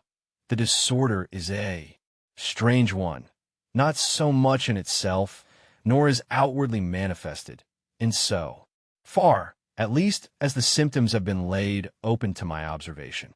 Looking daily at you, my good sir, and watching the tokens of your aspect now for months gone by, I should deem you a man sore sick it may be, yet not so sick but that an instructed and watchful physician might well hope to cure you. But I know not what to say the disease is. Why, I seem to know, yet know it not." "You speak in riddles, learned sir," said the pale minister, glancing aside out of the window. "Then, to speak more plainly," continued the physician, "and I crave pardon, sir, should it seem to require pardon for this needful plainness of my speech. Let me ask as your friend, as one having charge, under Providence, of your life and physical well-being, hath all the operation of this disorder been fairly laid open and recounted to me?" "How can you question it?" asked the minister. "Surely it were child's play to call in a physician and then hide the sore." "You would tell me, then, that I know all," said Roger Chillingworth, deliberately, and fixing an eye bright with intense and concentrated intelligence on the minister's face. "Be it so. But again, he to whom only the outward and physical evil is laid open knoweth oftentimes but half the evil which he is called upon to cure. A bodily disease, which we look upon as whole and entire within itself, may, after all, be but a symptom of some ailment in the spiritual part. Your pardon, Once again, good sir, if my speech give the shadow of offense. You, sir, of all men whom I have known, are he whose body is the closest, conjoined and imbued and identified, so to speak, with the spirit, whereof it is the instrument. Then I need ask no further, said the clergyman, somewhat hastily, rising from his chair. You deal not, I take it, in medicine for the soul.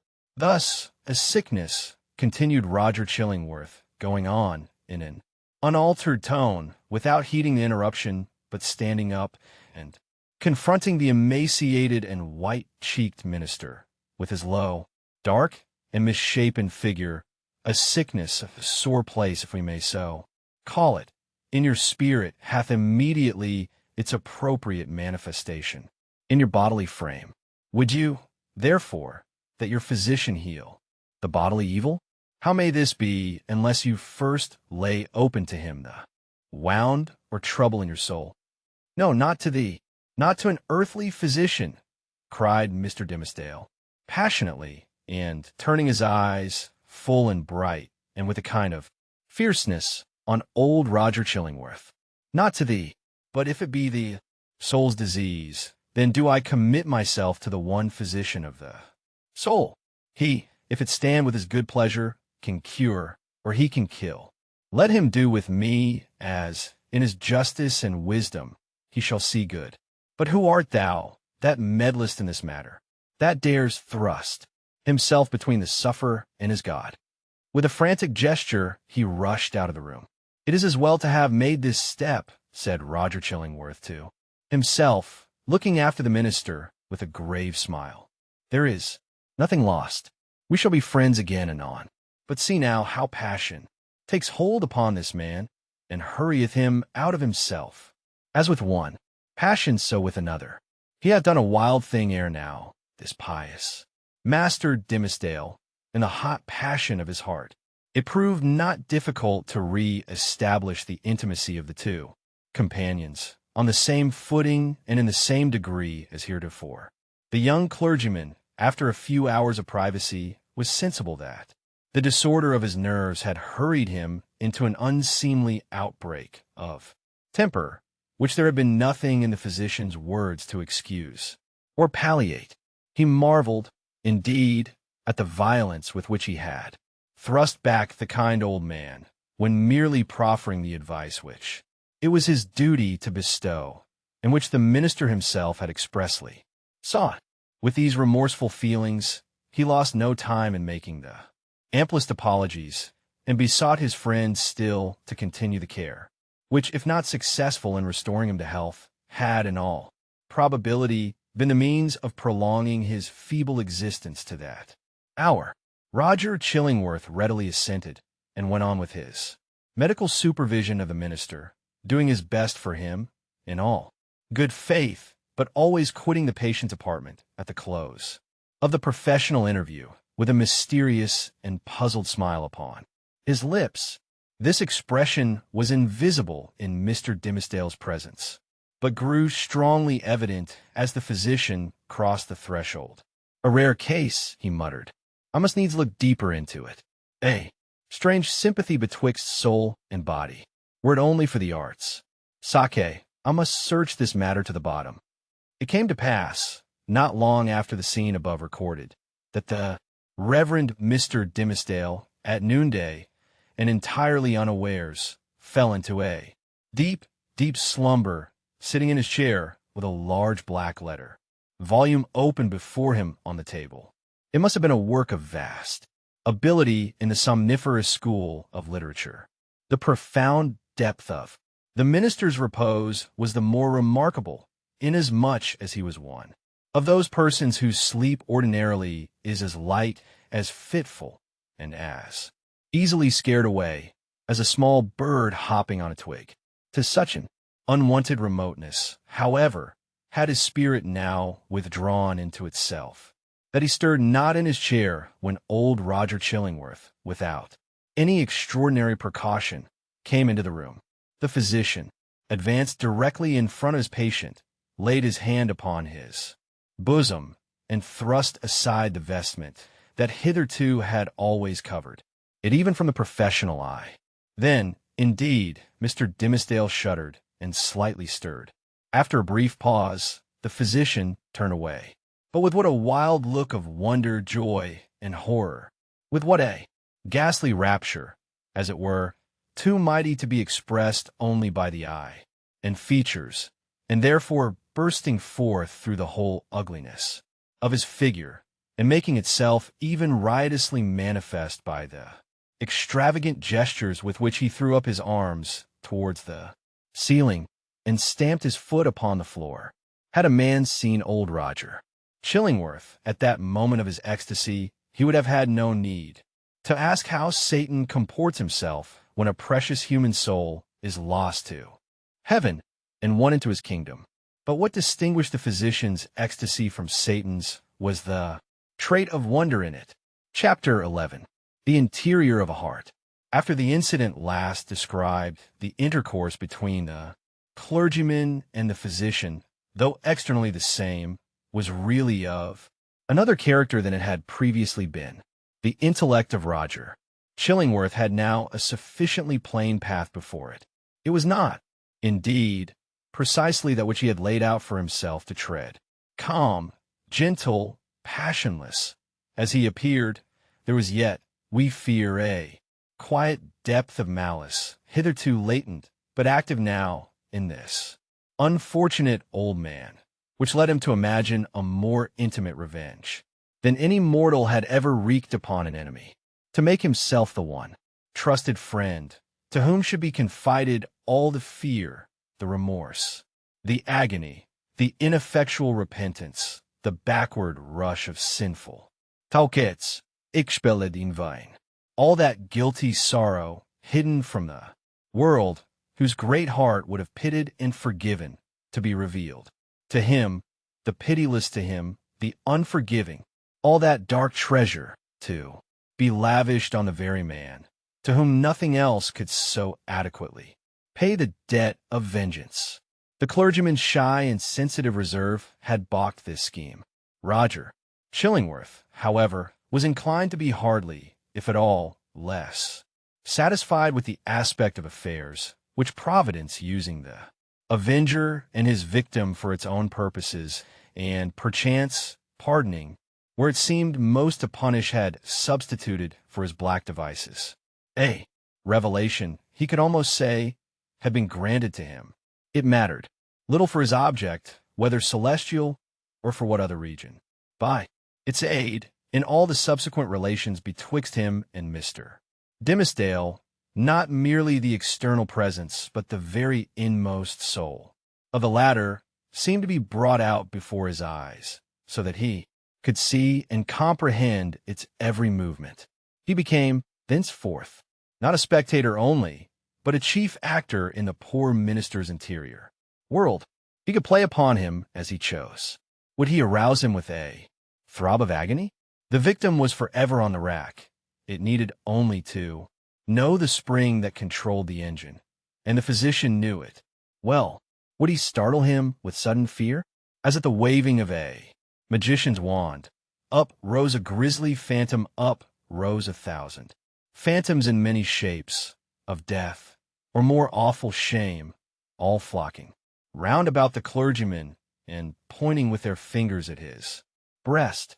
All this was accomplished with a subtlety so perfect that the minister, though he had constantly a dim perception of some evil influence watching over him, could never gain a knowledge of its actual nature. True, he looked doubtfully, fearfully even, at times with horror and the bitterness of hatred at the deformed figure of the old physician. His gestures, his gait, his grizzled beard, his slightest and most indifferent acts, the very fashion of his garments, were odious in the clergyman's sight, a token implicitly to be relied on of a deeper antipathy in the breast of the latter than he was willing to acknowledge to himself, for, as it was impossible to assign a reason for such distrust and abhorrence, so Mr. Dimmesdale, conscious that the poison of one morbid spot was infecting his heart's entire substance, attributed all his presentiments to no other cause He took himself to task for his bad sympathies in reference to Roger Chillingworth, disregarded the lesson that he should have drawn from them, and did his best to root them out. Unable to accomplish this, he nevertheless, as a matter of principle, continued his habits of social familiarity with the old man, and thus gave him constant opportunities for perfecting the purpose to which poor forlorn creature that he was, and more wretched than his victim the avenger had devoted himself, while thus suffering under bodily disease, and gnawed and tortured by some black trouble of the soul, and given over to the machinations of his deadliest enemy. The Reverend Mr. Dimmesdale had achieved a brilliant popularity in his sacred office. He won it indeed in great part by his sorrows. His intellectual gifts, his moral perceptions, his power of experiencing and communicating emotion were kept in a state of preternatural activity by the prick and anguish of his daily life. His fame, though still on its upward slope, already overshadowed the soberer reputations of his fellow clergymen, eminent as several of them were. There are scholars among them who had spent more years in acquiring abstruse lore connected with the divine profession than Mr. Dimmesdale had lived, and who might well, therefore, be more profoundly versed in such solid and valuable attainments than their youthful brother. There were men, too, of a sturdier texture of mind than his, and endowed with a far greater share of shrewd, hard iron, or granite understanding, which, duly mingled with a fair proportion of doctrinal ingredient, constitutes a highly respectable, efficacious, and unamiable variety of the clerical species. There were others again, true saintly fathers, whose faculties had been elaborated by weary toil among their books, and by patient thought, and etherealized, moreover, by spiritual communications with the better world, into which their purity of life had almost introduced these holy personages, with their garments of mortality still clinging to them. All that they lacked was the gift that descended upon the chosen disciples at Pentecost, in tongues of flame, symbolizing, it would seem, not the power of speech in foreign and unknown languages, but that of addressing the whole human brotherhood in the heart's native language. These fathers, otherwise so apostolic, lacked heaven's last and rarest attestation of their office, the tongue of flame. They would have vainly sought had they ever dreamed of seeking to express the highest truths through the humblest medium of familiar words and images. Their voices came down, afar and indistinctly, from the upper heights where they habitually dwelt. Not improbably, it was to this latter class of men that Mr. Dimmesdale, by many of his traits of character, naturally belonged. To the high mountain peaks of faith and sanctity he would have climbed, had not the tendency been thwarted by the burden, whatever it might be, of crime or anguish, beneath which it was his doom to totter.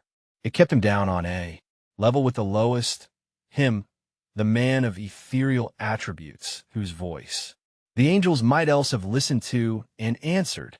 But this very burden it was that gave him sympathies so intimate with the sinful brotherhood of mankind, so that his heart vibrated in unison with theirs, and received their pain into itself, and sent its own throb of pain through 1,000 other hearts, in gushes of sad, persuasive eloquence, often as persuasive, but sometimes terrible. The people knew not the power that moved them thus. They deemed the young clergyman a miracle of holiness. They fancied him the mouthpiece of heaven's messages of wisdom and rebuke and love. In their eyes, the very ground on which he trod was sanctified. The virgins of his church grew pale around him, victims of a passion so imbued with religious sentiment that they imagined it to be all religion, and brought it openly in their white bosoms as their most acceptable sacrifice before the altar. The aged members of his flock, beholding Mr. Dimmesdale's frame so feeble, while they were themselves so rugged in their infirmity, believed that he would go heavenward before them, and enjoined it upon their children that their old bones should be buried close to their young pastor's holy grave. And all this time, perchance, when poor Mr. Dimmesdale was thinking of his grave, he questioned with himself whether the grass would ever grow on it, because an accursed thing must there be buried. It is inconceivable the agony with which this public veneration tortured him. It was his genuine impulse to adore the truth and to reckon all things shadow-like and utterly devoid of weight or value, that had not its divine essence as the life within their life. Then, what was he? A substance? Or the dimmest of all shadows? He longed to speak out from his own pulpit at the full height of his voice and tell the people what he was.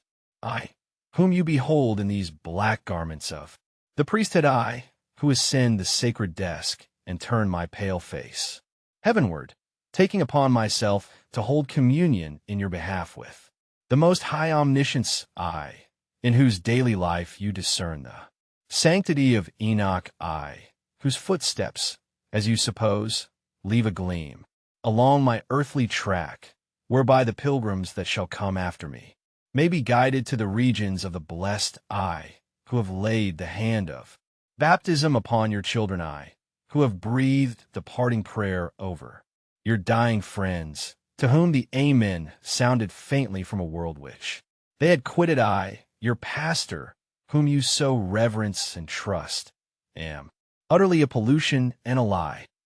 More than once, Mr. Dimmesdale had gone into the pulpit with a purpose, never to come down its steps until he should have spoken words like the above. More than once he had cleared his throat and drawn in the long, deep, and tremulous breath, which, when sent forth again, would come, burdened with the black secret of his soul. More than once, nay, more than 100 times, he had actually spoken. But how? He had told his hearers that he was altogether vile, a viler companion of the vilest, the worst of sinners, an abomination, a thing of unimaginable iniquity, and that the only wonder was that they did not see his wretched body shriveled up before their eyes by the burning wrath of the Almighty. Could there be plainer speech than this? Would not the people start up in their seats by a simultaneous impulse and tear him down out of the pulpit which he defiled? Not so, indeed. They heard it all, and did but reverence him the more. They little guess what deadly purport lurked in those self-condemning words. The godly youth, said they among themselves, the saint on earth. Alas, if he discerns such sinfulness in his own white soul, what horrid spectacle would he behold in thine or mine? The minister well knew, subtle but remorseful hypocrite that he was, the light in which his vague confession would be viewed. He had striven to put a cheat upon himself by making the avowal of a guilty conscience, but had gained only one other sin and a self-acknowledged shame, without the momentary relief of being self-deceived. He had spoken the very truth and transformed into the veriest falsehood, and yet, by the constitution of his nature, he loved the truth and loathed the lie as few men ever did. Therefore, above all things else, he loathed his miserable self. His inward trouble drove him to practices more in accordance with the old, corrupted faith of Rome than with the better light of the Church, in which he had been born and bred. In Mr. Dimmesdale's secret closet, under lock and key, there was a bloody scourge. Oftentimes this Protestant and Puritan divine had plied it on his own shoulders, laughing bitterly at himself the while, and smiting so much the more pitilessly because of that bitter laugh. It was his custom, too, as it has been that of many other pious Puritans, to fast not, however, like them, in order to purify the body and render it the fitter medium of celestial illumination, but rigorously, and until his knees trembled beneath him as an act of penance.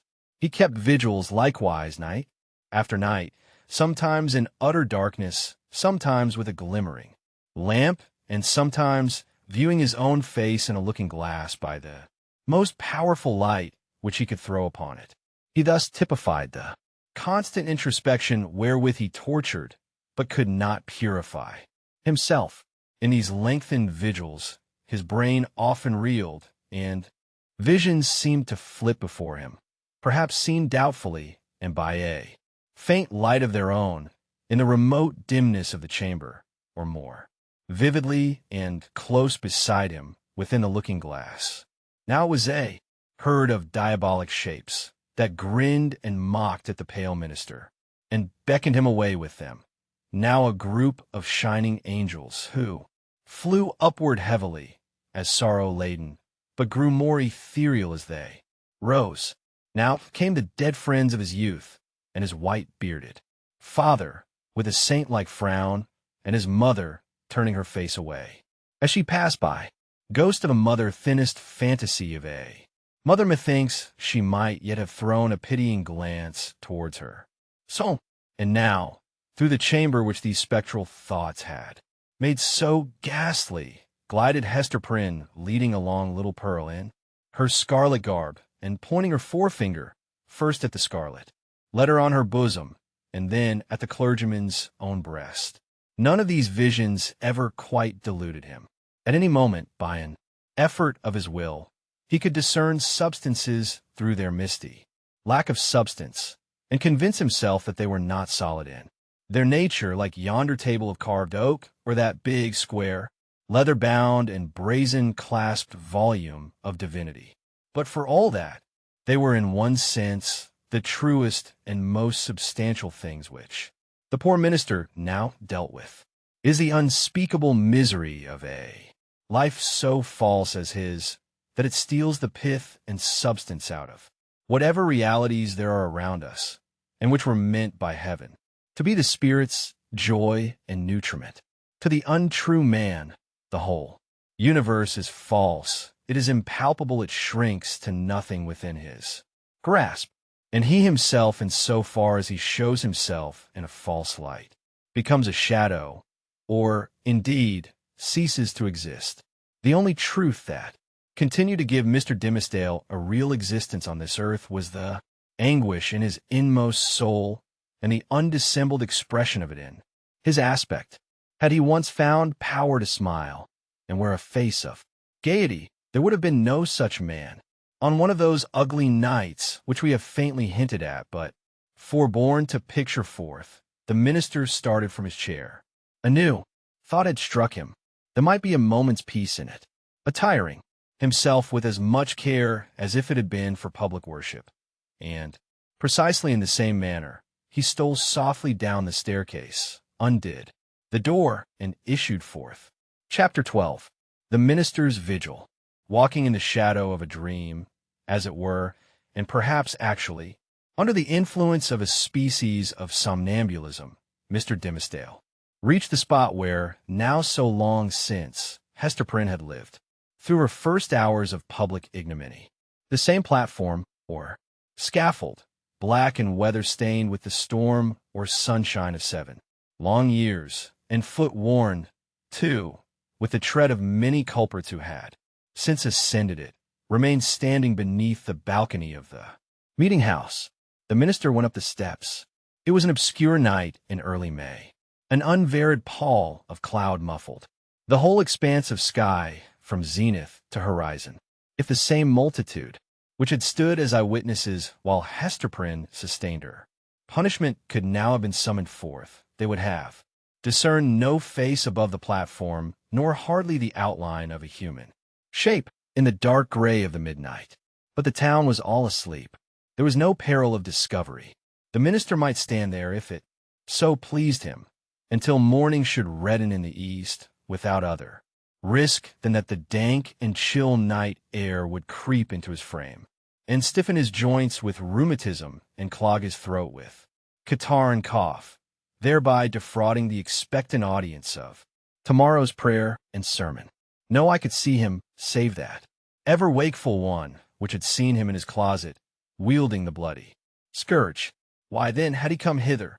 Was it but the mockery of penitence? A mockery, indeed, but in which his soul trifled with itself. a mockery at which angels blushed and wept, while fiends rejoiced with jeering laughter. He had been driven hither by the impulse of that remorse which dogged him everywhere, and whose own sister and closely linked companion was that cowardice which invariably drew him back with her tremulous gripe just when the other impulse had hurried him to the verge of a disclosure. Poor miserable man! What right had infirmity like his to burden itself with crime? Crime is for the iron-nerved, who have their choice either to endure it, or if it press too hard, to exert their fierce and savage strength for a good purpose and fling it off at once. This feeble and most sensitive of spirits could do neither, yet continually did one thing or another, which intertwined in the same inextricable knot the agony of heaven-defying guilt and vain repentance.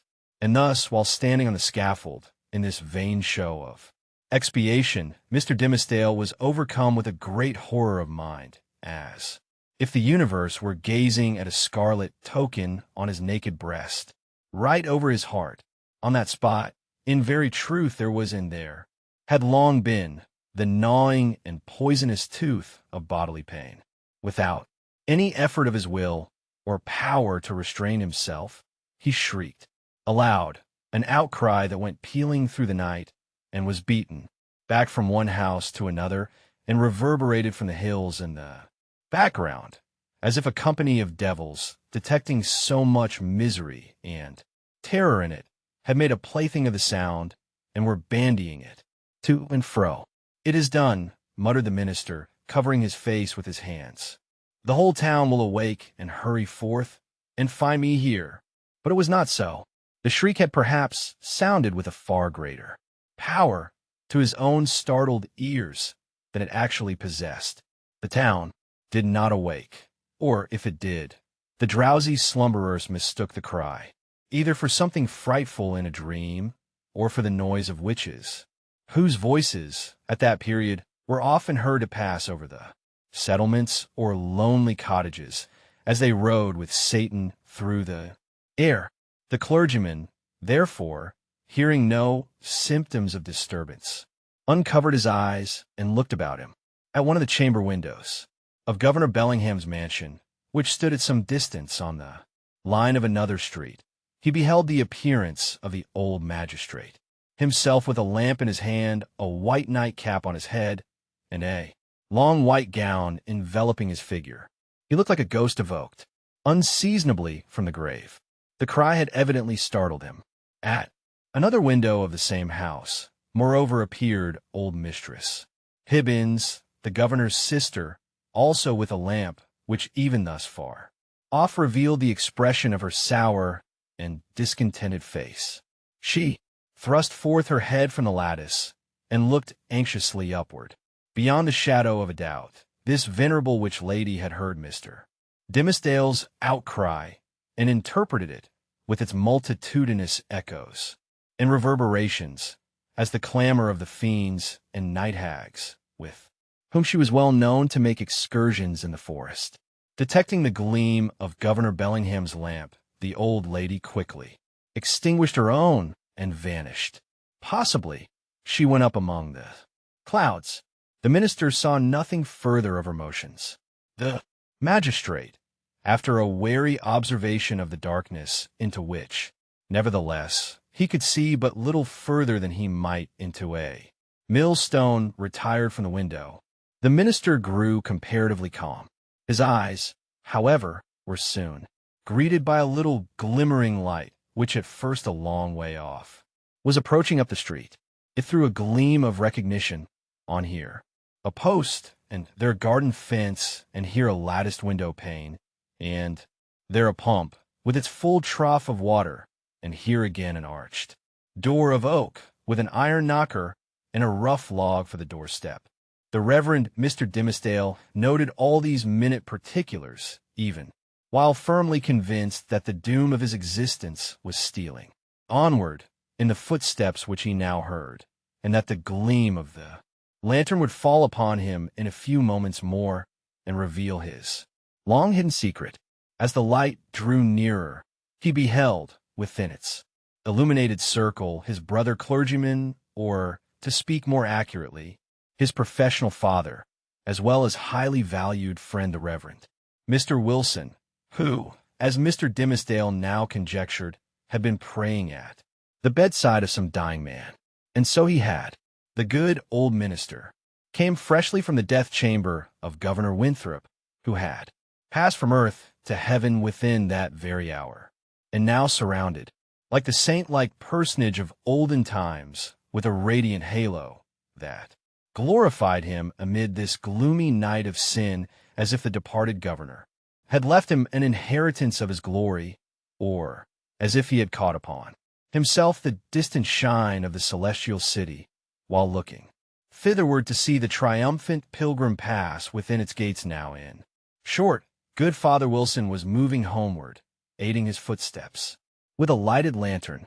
The glimmer of this luminary suggested the above conceits to Mr. Dimmesdale, who smiled, nay, almost laughed at them, and then wondered if he was going mad, as the Reverend Mr. Wilson passed beside the scaffold, closely muffling his Geneva cloak about him with one arm, and holding the lantern before his breast with the other.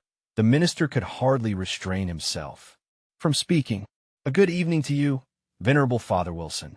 Come up hither, I pray you, and pass a pleasant hour with me." Good heavens! Had Mr. Dimmesdale actually spoken? For one instant he believed that these words had passed his lips, but they were uttered only within his imagination. The venerable Father Wilson continued to step slowly onward, looking carefully at the muddy pathway before his feet, and never once turning his head towards the guilty platform. When the light of the glimmering lantern had faded quite away, the minister discovered by the faintness which came over him that the last few moments had been a crisis of terrible anxiety, although his mind had made an involuntary effort to relieve itself by a kind of lurid playfulness. Shortly afterwards, the light grisly sense of the humorous again stole, and among the solemn phantoms of his thought, he felt his limbs growing stiff with the unaccustomed chilliness of the night, and doubted whether he should be able to descend the steps of the scaffold. Morning would break and find him there. The neighborhood would begin to rouse itself. The earliest riser, coming forth in the dim twilight, would perceive a vaguely defined figure aloft on the place of shame, and, half crazed betwixt alarm and curiosity, would go knocking from door to door, summoning all the people to behold the ghost, as he needs must think it of some defunct transgressor. A dusky tumult would flap its wings from one house to another. Then, the morning light still waxing stronger, old patriarchs would rise up in great haste, each in his flannel gown, and matronly dames, without pausing to put off their night gear, the whole tribe of decorous personages who had never heretofore been seen with a single hair of their heads awry, would start into public view with the disorder of a nightmare in their aspects. Old Governor Bellingham would come grimly forth with his King James rough fastened askew, and Mistress Hibbins with some twigs of the forest clinging to her skirts, and looking sourer than ever, as, having hardly got a wink of sleep after her night ride, and good Father Wilson, too, after spending half the night at a deathbed, and liking ill to be disturbed thus early out of his dreams about the glorified saints. Hither, likewise, would come the elders and deacons of Mr. Dimmesdale's church, and the young virgins who so idolized their minister, and had made a shrine for him in their white bosoms, which now, by the by, in their hurry and confusion, they would scantly have given themselves time to cover with their kerchiefs. All people, in a word, would come stumbling over their thresholds and turning up their amazed and horror-stricken visages around the scaffold. Whom would they discern there, with the red eastern light upon his brow? Whom but the Reverend Arthur Dimmesdale, half frozen to death, overwhelmed with shame, and standing where Hester Prynne had stood, carried away by the grotesque horror of this picture. The minister, unawares, and to his own infinite alarm, burst into a great peal of laughter. It was immediately responded to by a light, airy, childish laugh, in which, with a thrill of the heart, but he knew not whether of exquisite pain or pleasure as acute, he recognized the tones of little Pearl. Pearl, little Pearl, cried he, after a moment's pause. Then, suppressing his voice, Hester Prynne, are you there? Yes, it is Hester Prynne, she replied, in a tone of surprise, and the minister heard her footsteps approaching from the sidewalk along which she had been passing. It is I, and my little Pearl. Whence come you, Hester? Asked the minister. What sent you hither? I have been watching at a deathbed, answered Hester Prynne, at Governor Winthrop's deathbed, and have taken his measure for a robe, and am now going homeward to my dwelling. Come up hither, Hester, thou and little Pearl, said the Reverend Mr. Dimmesdale. Ye have both been here before, but I was not with you.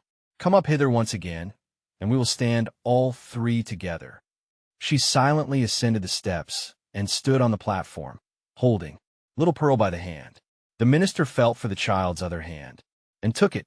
The moment that he did so, there came what seemed a tumultuous rush of new life, other life than his own, pouring like a torrent into his heart, and hurrying through all his veins, as if the mother and the child were communicating their vital warmth to his half-torpid system.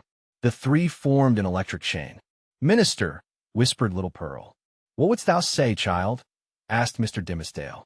Wilt thou stand here with mother and me tomorrow noontide? Inquired Pearl. Nay, not so, my little Pearl, answered the minister, for with the new energy of the moment, all the dread of public exposure that had so long been the anguish of his life had returned upon him, and he was already trembling at the conjunction in which, with a strange joy, nevertheless he now found himself. Not so, my child. I shall indeed stand with thy mother and thee one other day, but not tomorrow.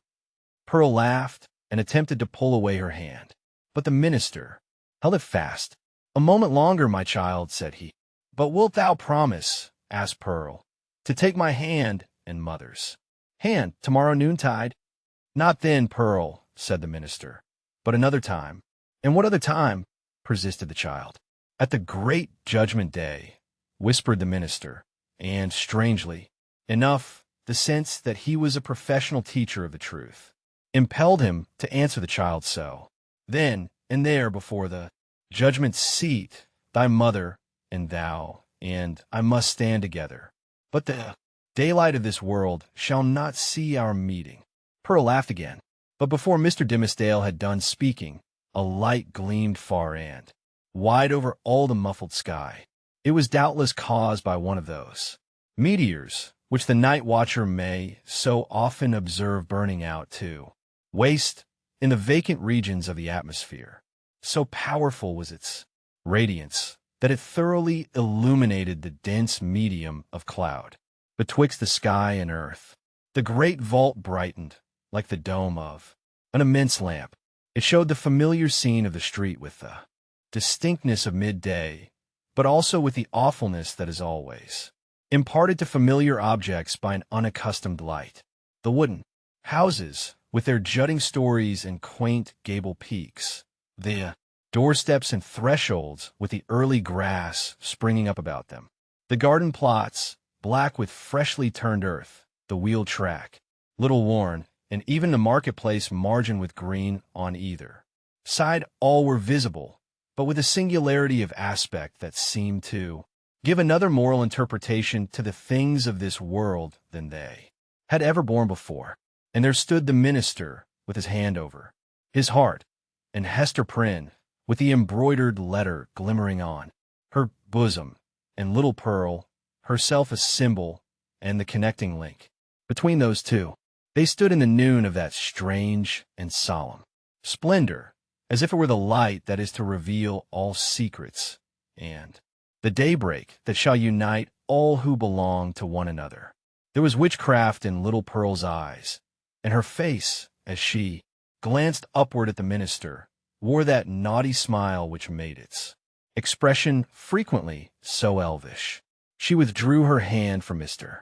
Dimsdale's and pointed across the street, but he clasped both his hands over his breast and cast his eyes towards the zenith. Nothing was more common, in those days, than to interpret all meteoric appearances and other natural phenomena that occurred with less regularity than the rise and set of sun and moon as so many revelations from a supernatural source. Thus, a blazing spear, a sword, a flame, a bow, or a sheaf of arrows seen in the midnight sky prefigured Indian warfare. Pestilence was known to have been foreboded by a shower of crimson light. We doubt whether any marked event for good or evil ever befell New England from its settlement down to revolutionary times, of which the inhabitants had not been previously warned by some spectacle of its nature. Not seldom it had been seen by multitudes. Oftener, however, its credibility rested on the faith of some lonely eyewitness who beheld the wonder through the colored, magnifying and distorted medium of his imagination and shaped it more distinctly in his afterthought. It was indeed a majestic idea that the destiny of nations should be revealed in these awful hieroglyphics on the cope of heaven. A scroll so wide might not be deemed too expensive for Providence to write a people's doom upon.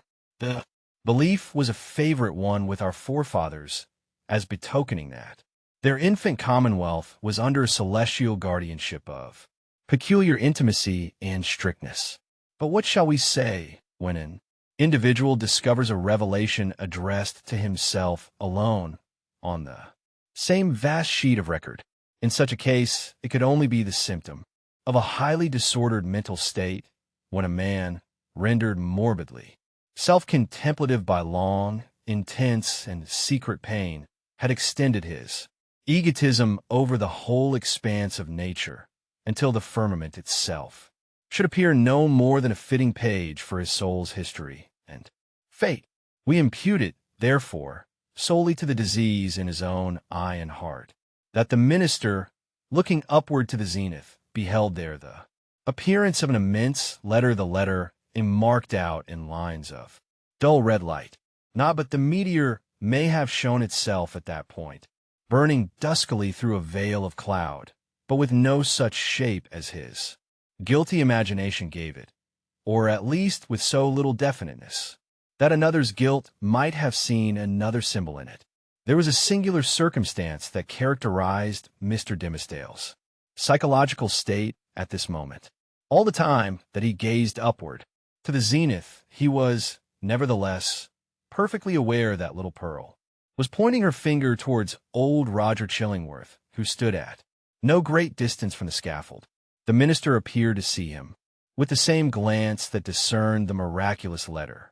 To his feature, as to all other objects, the meteoric light imparted a new expression, or it might well be that the physician was not careful, then, as at all other times, to hide the malevolence with which he looked upon his victim. Certainly, if the meteor kindled up the sky and disclosed the earth with an awfulness that admonished Hester Prynne and the clergyman of the day of judgment, then might Roger Chillingworth have passed with them for the arch-fiend, standing there, with a smile and scowl, to claim his own.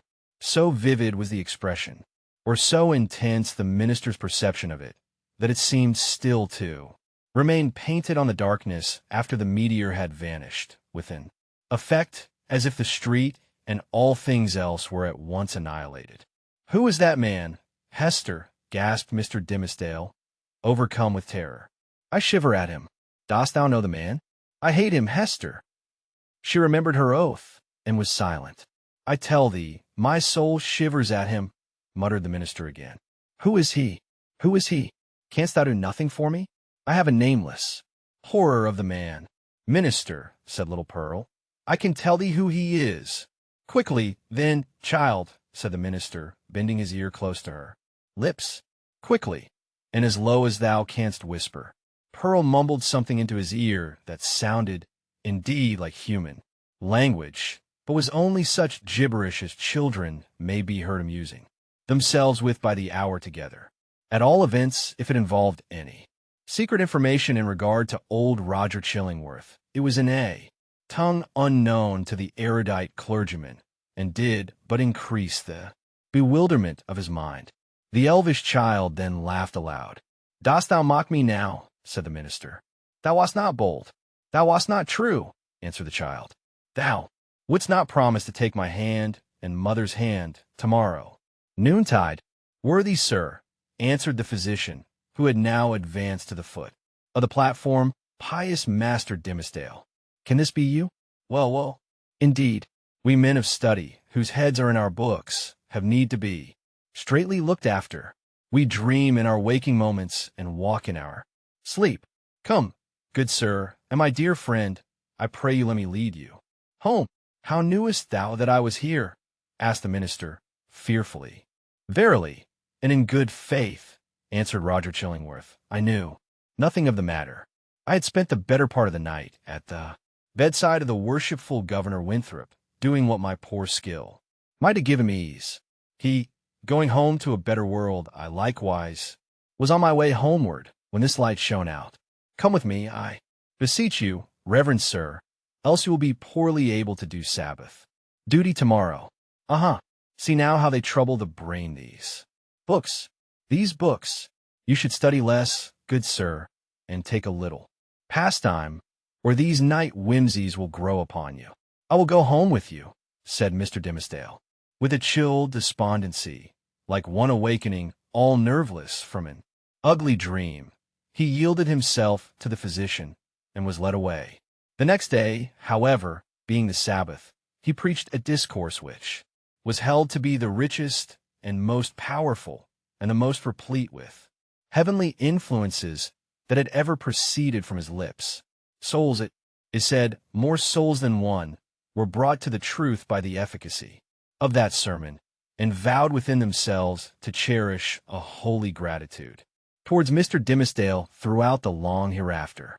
But as he came down the pulpit steps, the gray-bearded sexton met him, holding up a black glove, which the minister recognized as his own. "It was found," said the sexton, "this morning on the scaffold where evildoers are set up to public shame. Satan dropped it there, I take it, intending a scurrilous jest against your reverence, but indeed was blind and foolish, as he ever and always is. A pure hand needs no glove to cover it." "Thank you, my good friend," said the minister, gravely but startled at heart, for so confused was his remembrance that he had almost brought himself to look at the events of the past night as visionary. "Yes, it seems to be my glove indeed, and since Satan saw fit to steal it, your reverence must needs handle him without gloves henceforward," remarked the old sexton grimly, smiling. "But did your reverence hear of the portent that was seen last night? A great red letter in the sky, the letter A, which we interpret to stand for angel. For, as our good Governor Winthrop was maiden angel this past night, it was doubtless held fit that there should be some notice thereof." "No," answered the minister, "I had not heard of it." And here, part one of the story comes to an end. We hope you enjoyed listening to this classic audiobook. Part two will be uploaded tomorrow, so stay tuned. If you like this story, please subscribe to the channel so you don't miss the next part. Thank you for listening.